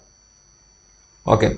ഈ കാലയളവിൽ അന്തരീക്ഷ ഊഷ്മാവ് ഗണ്യമായി കുറയുന്നു. പകലിന്റെ ദൈർഘ്യം കുറഞ്ഞു വരികയും രാത്രിയുടെ ദൈർഘ്യം കൂടുകയും ചെയ്യുന്നു. മരങ്ങൾ പൊതുവെ ഇല പൊഴിക്കുന്ന കാലമാണ്. വരാനിരിക്കുന്ന വരണ്ട ശൈത്യകാലത്തെ അതിജീവിക്കാനുള്ള തയ്യാറെടുപ്പാണ് ഈ ഇലപൊഴിക്കൽ. ഉത്തരാർദ്ധഗോളത്തിൽ ഹേമന്തകാലമായിരിക്കും, ദക്ഷിണാർദ്ധഗോളത്തിൽ അപ്പോൾ വസന്തകാലം ആയിരിക്കും അനുഭവപ്പെടുന്നത്. ഇനി അടുത്തത് ഡിസംബർ 22 ദക്ഷിണായന രേഖയിൽ നിന്നും, ഇപ്പൊ കണ്ടോ, ഡിസംബർ 22 ദക്ഷിണായന രേഖയിൽ നിന്നും വടക്കോട്ട്, പിന്നെ ദക്ഷിണായന രേഖയുടെ വടക്ക് ഭാഗത്താണ് എന്ത് ചെയ്യുന്നത്? ഭൂമധ്യരേഖ സ്ഥിതി ചെയ്യുന്നത്. വടക്കോട്ട് അയനം ആരംഭിച്ച് സൂര്യൻ മാർച്ച് 21 അവിടെ എത്തുന്നു. വീണ്ടും മധ്യരേഖ നേർമുകളിൽ എത്തുന്നു. ഈ കാലയളവാണ് ഉത്തരാർദ്ധഗോളത്തിൽ ശൈത്യകാലം. അപ്പൊ ദക്ഷിണാർദ്ധഗോളത്തിൽ ഗ്രീഷ്മകാലമായിരിക്കും. ഉത്തരാർദ്ധഗോളത്തിൽ ശൈത്യകാലമായിരിക്കും, ദക്ഷിണാർദ്ധഗോളത്തിൽ ഗ്രീഷ്മകാലമായിരിക്കും. ഇപ്പൊ നമ്മുടെ ഒരു ടേബിൾ ഇവിടെ കൊടുത്തിട്ടുണ്ട്. ഇത്രയും വിശദീകരിച്ചത് ഒരൊറ്റ ടേബിളിൽ നമുക്ക് പഠിച്ചു വെക്കാം. ഓക്കെ. ആ ടേബിൾ ഒന്ന് നോക്കിയിട്ട് മനസ്സിലാക്കി വെക്കുക. കാലങ്ങളൊക്കെ അവിടെ വളരെ കൃത്യമായിട്ട് കൊടുത്തിട്ടുണ്ട്. ഇനി നമുക്ക് നോക്കാനുള്ളത് ഇന്ത്യയിലെ പരമ്പരാഗത ഋതുക്കൾ. പൊതുവെ ഋതുക്കളെ 4ആയി തരംതിരിച്ചിട്ടുണ്ടെങ്കിലും ഇന്ത്യയിൽ അന്തരീക്ഷസ്ഥിതിയിലെ മാറ്റങ്ങൾ അടിസ്ഥാനമാക്കി 6 വ്യത്യസ്ത ഋതുക്കൾ ഉള്ളതായി കണക്കാക്കുന്നു. മിതോഷ്ണ മേഖലാ പ്രദേശങ്ങളിലാണ് 6ഉം വ്യക്തമായി അനുഭവപ്പെടുന്നത്. അപ്പൊ നിങ്ങൾ നോക്കുക, അതായത് നമ്മുടെ നോർത്ത് ഇന്ത്യയുടെ ഭാഗത്തേക്കൊക്കെ വരുമ്പോൾ നമുക്കത് കാണാൻ പറ്റും. ഉത്തരായനരേഖ കടന്നു പോകുന്ന ഭാഗമുണ്ട്. വസന്തകാലം മാർച്ച് ഏപ്രിലാണ്. ഗ്രീഷ്മകാലം മെയ് ജൂൺ. വർഷം ജൂലൈ ആഗസ്റ്റ്. ശരത്കാലം സെപ്റ്റംബർ ഒക്ടോബർ. ഹേമന്തം നവംബർ ഡിസംബർ. ശിശിരകാലം. വസന്ത, ഗ്രീഷ്മം, വർഷം, ശരത്, ഹേമന്ത്, ശിശിരം, അങ്ങനെ എന്തൊക്കെ ഒരു പാട്ടുണ്ടായിരുന്നു. അത് കോഡ് പഠിച്ചു വെക്കാൻ. ഇന്ത്യയിലെ പരമ്പരാഗത ഋതുക്കളുടെ ഒരു കാലയളവ് ഇപ്പൊ മാർച്ച് ഏപ്രിൽ തുടങ്ങുകയാണ്. ഓരോ 2 മാസം വെച്ചിട്ട്. അപ്പൊ വസന്ത, ഗ്രീഷ്മം, വർഷം, ശരത്, ഹേമന്തം, ശിശിരം എന്ന് പറഞ്ഞൊരു പാട്ടൊക്കെ ഉണ്ടായിരുന്നു. നമുക്ക് പാട്ട് പാടാനൊന്നും അറിയില്ല. അപ്പൊ അതൊരു പാട്ടൊക്കെ ആയിട്ടൊക്കെ എന്ത് ചെയ്യുക, ഓർത്ത് വെക്കുക. അപ്പൊ കണക്ട് ഇത് വസന്ത, ഗ്രീഷ്മം, വർഷം, ശരത്, ഹേമന്തം, ശിശിരം എന്നാണ് ആ പാട്ടിൽ പറയാറുള്ളത്. അപ്പൊ നിങ്ങൾക്കുള്ള ഒരു ടോണിലൊക്കെ അത് പാടി ഫലിപ്പിക്കുക. ഒക്കെ വസന്തം മാർച്ച് ഏപ്രിൽ തുടങ്ങുന്നു. പിന്നെ ഒക്കെ 2 മാസം വെച്ച് പറഞ്ഞാൽ മതി. ഗ്രീഷ്മം മെയ് ജൂൺ. വർഷം ജൂലൈ ആഗസ്റ്റ്. ശരത്ത് സെപ്റ്റംബർ ഒക്ടോബർ. ഹേമന്തം നവംബർ ഡിസംബർ. ശിശിരകാലം ജനുവരി ഫെബ്രുവരി. ഇത് നമ്മൾ ടെക്സ്റ്റ് ബുക്കിലുള്ളതാണ്. ടെക്സ്റ്റ് ബുക്കിലുള്ള അതേ സംഭവമാണ്. അപ്പോൾ പഠിച്ചു വെക്കണം. കാരണം ഇവിടുന്നൊക്കെ തെറ്റിച്ച് വന്നപ്പോൾ സെപ്റ്റംബർ ഒക്ടോബർ ഹേമന്തകാലമാണ്, ജനുവരി ഫെബ്രുവരി ഗ്രീഷ്മകാലം എന്നൊക്കെ പറഞ്ഞ് തെറ്റിച്ചൊക്കെ തന്നു കഴിഞ്ഞാൽ എന്ത് ചെയ്യും? പ്രശ്നമാണ്. അപ്പൊ അതുകൊണ്ട് ശരിക്കും അത് പഠിച്ചു വെക്കുക. ഓക്കെ. വസന്ത, ഗ്രീഷ്മം, വർഷം, ശരതി, ഹേമന്തം, ശിശിരം. ഈ ക്ലാസ് എടുത്തപ്പോഴാണ് എനിക്കത് ഓർമ്മ വന്നത്. അതുകൊണ്ട് ഞാനത് പറഞ്ഞത്. ഓക്കെ. ഇനി ഉത്തരായനവും ദക്ഷിണായനവും സംഭവം സിമ്പിളാണ്. ഉത്തരായനവും ദക്ഷിണായനമൊക്കെ ദക്ഷിണായന രേഖയിൽ നിന്നും ഉത്തരായന രേഖയിലേക്ക് സൂര്യന്റെ അയനം, അതുപോലെ തന്നെ ഉത്തരായന രേഖയിൽ നിന്ന് ദക്ഷിണായന രേഖയിലേക്കുള്ള സൂര്യന്റെ അയനം, അതാണ് ഉത്തരായനവും ദക്ഷിണായനവും. എന്തൊക്കെയാണെന്ന് നോക്കാം. സൂര്യന്റെ അയനവും അതിനനുസൃതമായി ഇരു അർദ്ധഗോളങ്ങളുടെ ഋതുക്കളുടെ ആവർത്തന ക്രമവും നമ്മൾ മനസ്സിലാക്കി. ശൈത്യ അയനാന്ത ദിനത്തെ തുടർന്ന് സൂര്യൻ ദക്ഷിണായന രേഖയിൽ നിന്നും ഉത്തരായന രേഖയിലേക്കുള്ള അയനം ആരംഭിക്കുകയും ജൂൺ 21 ഉത്തരായന രേഖ നേർമുകളിലെത്തുകയും ചെയ്യുന്നു. ദക്ഷിണായന രേഖയിൽ നിന്നും ഉത്തരായന രേഖയിലേക്കുള്ള സൂര്യന്റെ അയനത്തെ ഉത്തരായനം എന്ന് പറയുന്നു. അപ്പൊ എവിടെയാണ് അവസാനിക്കുന്നത് നോക്കിയാൽ മതി. ദക്ഷിണായന രേഖയിൽ നിന്ന് ഉത്തരായന രേഖയിലേക്ക് എത്തുന്നതിനാണ് ഉത്തരായനം. ഇനി ഉത്തരായന രേഖയിൽ നിന്നും ദക്ഷിണായന രേഖയിൽ എത്തുന്നതിനാണ് ദക്ഷിണായനം. ഇപ്പൊ നമ്മൾ ആ ചിത്രത്തിൽ കണ്ടതാണ്. ദക്ഷിണായന രേഖ ഡിസംബർ 22-നാണ്, ഉത്തരായന രേഖയിലേക്ക് എത്തുന്നത് ജൂൺ 21-നാണ്. അപ്പൊ ഡിസംബർ 22-ന് ദക്ഷിണായന രേഖയിൽ നിന്ന് ജൂൺ 21 ആകുമ്പോഴേക്കും നമ്മുടെ ഉത്തരായന രേഖയിലേക്ക് എത്തുന്ന അതിനെയാണ് ഉത്തരായനം എന്ന് പറയുന്നത്. ഇനി നേരെ തിരിച്ച് ഡിസംബർ 21-ന് ഉത്തരായന രേഖയിൽ നിന്ന് ഡിസംബർ 22 ദക്ഷിണായന രേഖയിലേക്ക് എത്തുന്നതിനെയാണ് ദക്ഷിണായനം എന്ന് പറയുന്നത്. അതാണ് ആ ഒരു 6 മാസ കാലയളവ്. അപ്പൊ അതുകൊണ്ട് തന്നെ എന്ത് ചെയ്യുന്നു, ഉത്തരായന കാലത്ത് ഉത്തരാർദ്ധഗോളത്തിൽ പകലിന്റെ ദൈർഘ്യം കൂടി വരുന്നു. ഉത്തരായന കാലത്ത് പകലിന്റെ ദൈർഘ്യം എവിടെയായിരിക്കും? ഉത്തരാർദ്ധഗോളത്തിൽ കൂടി വരുന്നു. ഇനി ഗ്രീഷ്മായനാന്ത ദിനത്തെ തുടർന്ന് ഉത്തരായന രേഖയിൽ നിന്നും ദക്ഷിണായന രേഖയിലേക്ക് അയനം ആരംഭിക്കുകയും ഡിസംബർ 22-ന് ദക്ഷിണായന രേഖ നേർമുകളിൽ എത്തുകയും ചെയ്യുന്നു. ഉത്തരായന രേഖയിൽ നിന്നും ദക്ഷിണായന രേഖയിലേക്കുള്ള സൂര്യന്റെ അയനത്തെ ദക്ഷിണായനം എന്ന് വിളിക്കുന്നു. ദക്ഷിണായന കാലത്ത് ഉത്തരാർദ്ധഗോളത്തിൽ പകലുകളുടെ ദൈർഘ്യം കുറയുന്നു, രാത്രിയുടെ ദൈർഘ്യം കൂടി വരുന്നു. ഓക്കെ ആണല്ലോ അല്ലെ? പറഞ്ഞതാണ് കാര്യങ്ങളൊക്കെ. മാർച്ച് മുതൽ സെപ്റ്റംബർ വരെയുള്ള 6 മാസക്കാലം സൂര്യൻ ഉത്തരാർദ്ധഗോളത്തിലായതിനാൽ, അപ്പൊ നിങ്ങൾക്കത് കാണാൻ പറ്റും. മാർച്ചിന് പിന്നെ സെപ്റ്റംബർ വരെയുള്ള 6 മാസം. കാരണം മാർച്ചിന് ഭൂമധ്യരേഖയിൽ നിന്ന് തുടങ്ങി എങ്ങോട്ട് വരുന്നു? ഉത്തരായന രേഖയിൽ. പിന്നെ മാർച്ച് 21 ഉത്തരായന രേഖയിൽ എത്തുന്നു. മാർച്ച് 21 ഉത്തരായന രേഖയിൽ നിന്ന് പിന്നെ 3 മാസം കഴിഞ്ഞിട്ട് എങ്ങോട്ടേക്ക് വരുന്നു? നമ്മുടെ സെപ്റ്റംബർ 23-ന് ഭൂമധ്യരേഖ വീണ്ടും എത്തുന്നു. അപ്പൊ ഒരു 6 മാസ കാലയളവ് അവിടെ ഉണ്ട്. മാർച്ച് മുതൽ ജൂൺ വരെ 3 മാസം, ജൂൺ മുതൽ സെപ്റ്റംബർ വരെ. അപ്പോ 6 മാസ കാലയളവിൽ എന്ത് ചെയ്യാണ്? സൂര്യന്റെ സ്ഥാനം ഉത്തരാർദ്ധഗോളത്തിലായിരിക്കും, കൂടുതൽ സൂര്യപ്രകാശം ലഭിക്കുന്നത്. ഇനി നേരെ തിരിച്ചു വരും. സെപ്റ്റംബർ 23 മുതൽ ഡിസംബർ 22 വരെയുള്ള 3 മാസം. സെപ്റ്റംബർ 23 ഭൂമധ്യരേഖയിൽ നിന്ന് പിന്നെ താഴത്തേക്ക് തെക്കോട്ടയനം ചെയ്ത് ദക്ഷിണായന രേഖയിൽ എത്തുന്നു. പിന്നെ ആ ദക്ഷിണായന രേഖയിൽ നിന്ന് ദക്ഷിണാർദ്ധഗോളത്തിലെ ദക്ഷിണായന രേഖയിൽ നിന്ന് പിന്നെ മാർച്ച് 21-ലേക്ക്, അങ്ങനെ ആ 6 മാസ കാലയളവിൽ ഉത്തരാർദ്ധഗോളത്തിലും ദക്ഷിണാർദ്ധഗോളത്തിലും സൂര്യന്റെ സ്ഥാനം, സൂര്യൻ പ്രകാശം ഏറ്റവും കൂടുതൽ ലഭിക്കുന്ന രീതിയിലായിരിക്കും. അപ്പൊ അതുകൊണ്ട് മാർച്ച് മുതൽ സെപ്റ്റംബർ വരെയുള്ള 6 മാസക്കാലം ഉത്തരാർദ്ധഗോളത്തിലായതിനാൽ ഈ 6 മാസക്കാലം ഉത്തര ധ്രുവ പ്രദേശങ്ങൾ, ഇതാണ് നിങ്ങൾ കാണുന്ന ഈ ഉത്തര ധ്രുവം, ഇതാണ് ദക്ഷിണ ധ്രുവം. ഉത്തര ധ്രുവ പ്രദേശങ്ങൾ തുടർച്ചയായിട്ട് 6 മാസം പകലായിരിക്കും. ഓക്കെ, അത്ഭുതമല്ലേ? ഭൂമിയിലെ നമ്മുടെ ഒറ്റ ഭൂമിയിലെ നടക്കുന്ന ഒരു അത്ഭുതമാണ് ഇതൊക്കെ. തുടർച്ചയായിട്ട് 6 മാസം പകലായിരിക്കും. അതുകൊണ്ടാണ് ആ ഭാഗങ്ങളിൽ നമുക്ക് ജീവിക്കാൻ പറ്റാത്തത്. ഓക്കെ, ഇത് നമ്മൾ വേറെ ഗ്രഹങ്ങളിലേക്കൊന്നും പോകണം. നമ്മുടെ ഭൂമിയിൽ തന്നെ എല്ലായിടത്തും മനുഷ്യന്മാർക്ക് ജീവിക്കാൻ വാസയോഗ്യമാണോ? അല്ലെ? ഭൂമിയിൽ ഏറ്റവും ജീവിക്കാൻ സുഖമുള്ളത് എവിടെ? നമ്മൾ പറയാം നമ്മുടെ ദൈവത്തിന്റെ സ്വന്തം നാടായ നമ്മുടെ കേരളത്തിൽ, അല്ലെ? കാരണം ഇവിടെയൊക്കെ നമുക്ക് ആവശ്യത്തിന് മാത്രമാണ് ഇവിടെ എല്ലാം ഉള്ളത്. അപ്പൊ നമ്മൾ ഈ റീൽസിലൊക്കെ കാണുന്ന ഈ മഞ്ഞുകാലവും ഭയങ്കര മഞ്ഞൊക്കെ പെയ്യുന്നത് കണ്ടായിരിക്കും. അപ്പൊ നമ്മള് ഹിമാചൽ പ്രദേശ് ആ ഭാഗത്തേക്ക് നമ്മൾ പോവാന്നുണ്ടെങ്കിൽ മാക്സിമം 1-2 ദിവസം, ഒരു ദിവസം കഴിയുമ്പോൾ തന്നെ 24 hours കഴിയുമ്പോൾ തന്നെ നമുക്ക് പിടുത്തം പെടും. ഒന്നുമില്ല, നമ്മളിവിടെ കോഴിക്കോടോ നമ്മുടെ മാളിലൊക്കെ പോയിട്ട് അവിടെയുള്ള ഇതിൽ എന്താ പറയാ, എന്റെ പേര് ഞാൻ മറന്നുപോയി, തണുപ്പൊക്കെ ഉള്ളതിൽ അതിൽ കയറിയാൽ മതി. അപ്പോ ഒരു മണിക്കൂറിന് എത്ര 400-450 രൂപയൊക്കെ കൊടുത്തു കഴിഞ്ഞാല് അവിടെ എത്ര -10 -20 നിൽക്കുമ്പോൾ തന്നെ നമുക്ക് അതിന്റെ ഒരു ബുദ്ധിമുട്ട് എത്രത്തോളം ഉണ്ടെന്നുള്ളത്. ഒരു മണിക്കൂർ, പിന്നല്ല ഒരു ദിവസം 2 ദിവസമൊക്കെ, ആ ഒരു ദിവസമൊക്കെ നമുക്ക് നല്ല രസമായിട്ട് മഞ്ഞൊക്കെ വാരി ഇങ്ങനെ മേലൊക്കെ എറിഞ്ഞ് കളിക്കാം. പിന്നെ ആയിരിക്കും അതിന്റെ ഒരു ബുദ്ധിമുട്ടുണ്ടാവുക. അപ്പോ നമ്മുടെ വിഷയത്തിലേക്ക് വരുമ്പോ തുടർച്ചയായിട്ട് 6 മാസം പകലായിരിക്കും. അപ്പോ ദക്ഷിണാർദ്ധഗോളത്തിലെ നമ്മുടെ ദക്ഷിണ ധ്രുവ പ്രദേശങ്ങളിൽ 6 മാസം രാത്രിയായിരിക്കും. സെപ്റ്റംബർ മുതൽ മാർച്ച് വരെ നീളുന്ന 6 മാസക്കാലം സൂര്യൻ ദക്ഷിണാർദ്ധഗോളത്തിലായതിനാൽ ഉത്തര ധ്രുവ പ്രദേശങ്ങളിൽ 6 മാസം രാത്രിയാവും. മാർച്ച് മുതൽ സെപ്റ്റംബർ വരെ നേരെ തിരിച്ചും സംഭവിക്കും. അപ്പൊ സൂര്യൻ യഥാക്രമം ഉത്തരാർദ്ധഗോളത്തിലും ദക്ഷിണാർദ്ധഗോളത്തിലുമായിരിക്കുക. ദക്ഷിണ ധ്രുവ പ്രദേശങ്ങൾ രാപ്പകലുടെ ദൈർഘ്യം എപ്രകാരമായിരിക്കുന്നതാണ് ചോദ്യം. നിങ്ങൾക്കുള്ള ചോദ്യമാണ്. ഇനി സൂര്യനും ഭൂമിയും അടുത്തും അകന്നും നമുക്കിവിടെ നോക്കാം. വിശദമായിട്ട് നോക്കേണ്ട ഒരു ഭാഗമാണ് ഇവിടെ. കാരണം ഇവിടുന്ന് ഒരുപാട് പോയിന്റുകൾ ഒറ്റ ചിത്രം തന്നെ നമുക്ക് ചോദ്യങ്ങളായിട്ട് വരാം. ഇപ്പോ ഒരു പരിക്രമണ കാലയളവിൽ ഭൂമിക്ക് സൂര്യനിൽ നിന്നുള്ള അകലത്തിൽ നിരന്തരമായ മാറ്റം ഉണ്ടായിരിക്കും, മാറിക്കൊണ്ടിരിക്കും. നമ്മൾ കണ്ടു. ഭൂമി സൂര്യനോട് ഏറ്റവും അടുത്ത് വരുന്ന ദിവസങ്ങളെ സൂര്യ സമീപ ദിനം അല്ലെങ്കിൽ പെരിഹീലിയൻ, ഇംഗ്ലീഷും അതിന്റെ കൂടെ പഠിച്ചു വെക്കുക. പെരിഹീലിയൻ, കാരണം ഇംഗ്ലീഷിൽ ഇങ്ങനെ എഴുതിയിട്ടായിരിക്കും ചിലപ്പോൾ പരീക്ഷ പേപ്പറിൽ ഉണ്ടാവുക, നമ്മളെ കൺഫ്യൂഷൻ അടുപ്പിക്കാൻ വേണ്ടി. കാരണം സൂര്യ സമീപം എന്ന് ചോദിച്ചാൽ നമുക്ക് എല്ലാവർക്കും അറിയാൻ പറ്റും എന്താണ് ഈ സൂര്യനും ഭൂമി അടുത്ത് നിൽക്കുന്ന സമയമാണെന്നുള്ളത്. അപ്പൊ ഇത് പെരിഹീലിയൻ എന്ന് മലയാളത്തിൽ ഇങ്ങനെ എഴുതിയിട്ടുണ്ടാവും.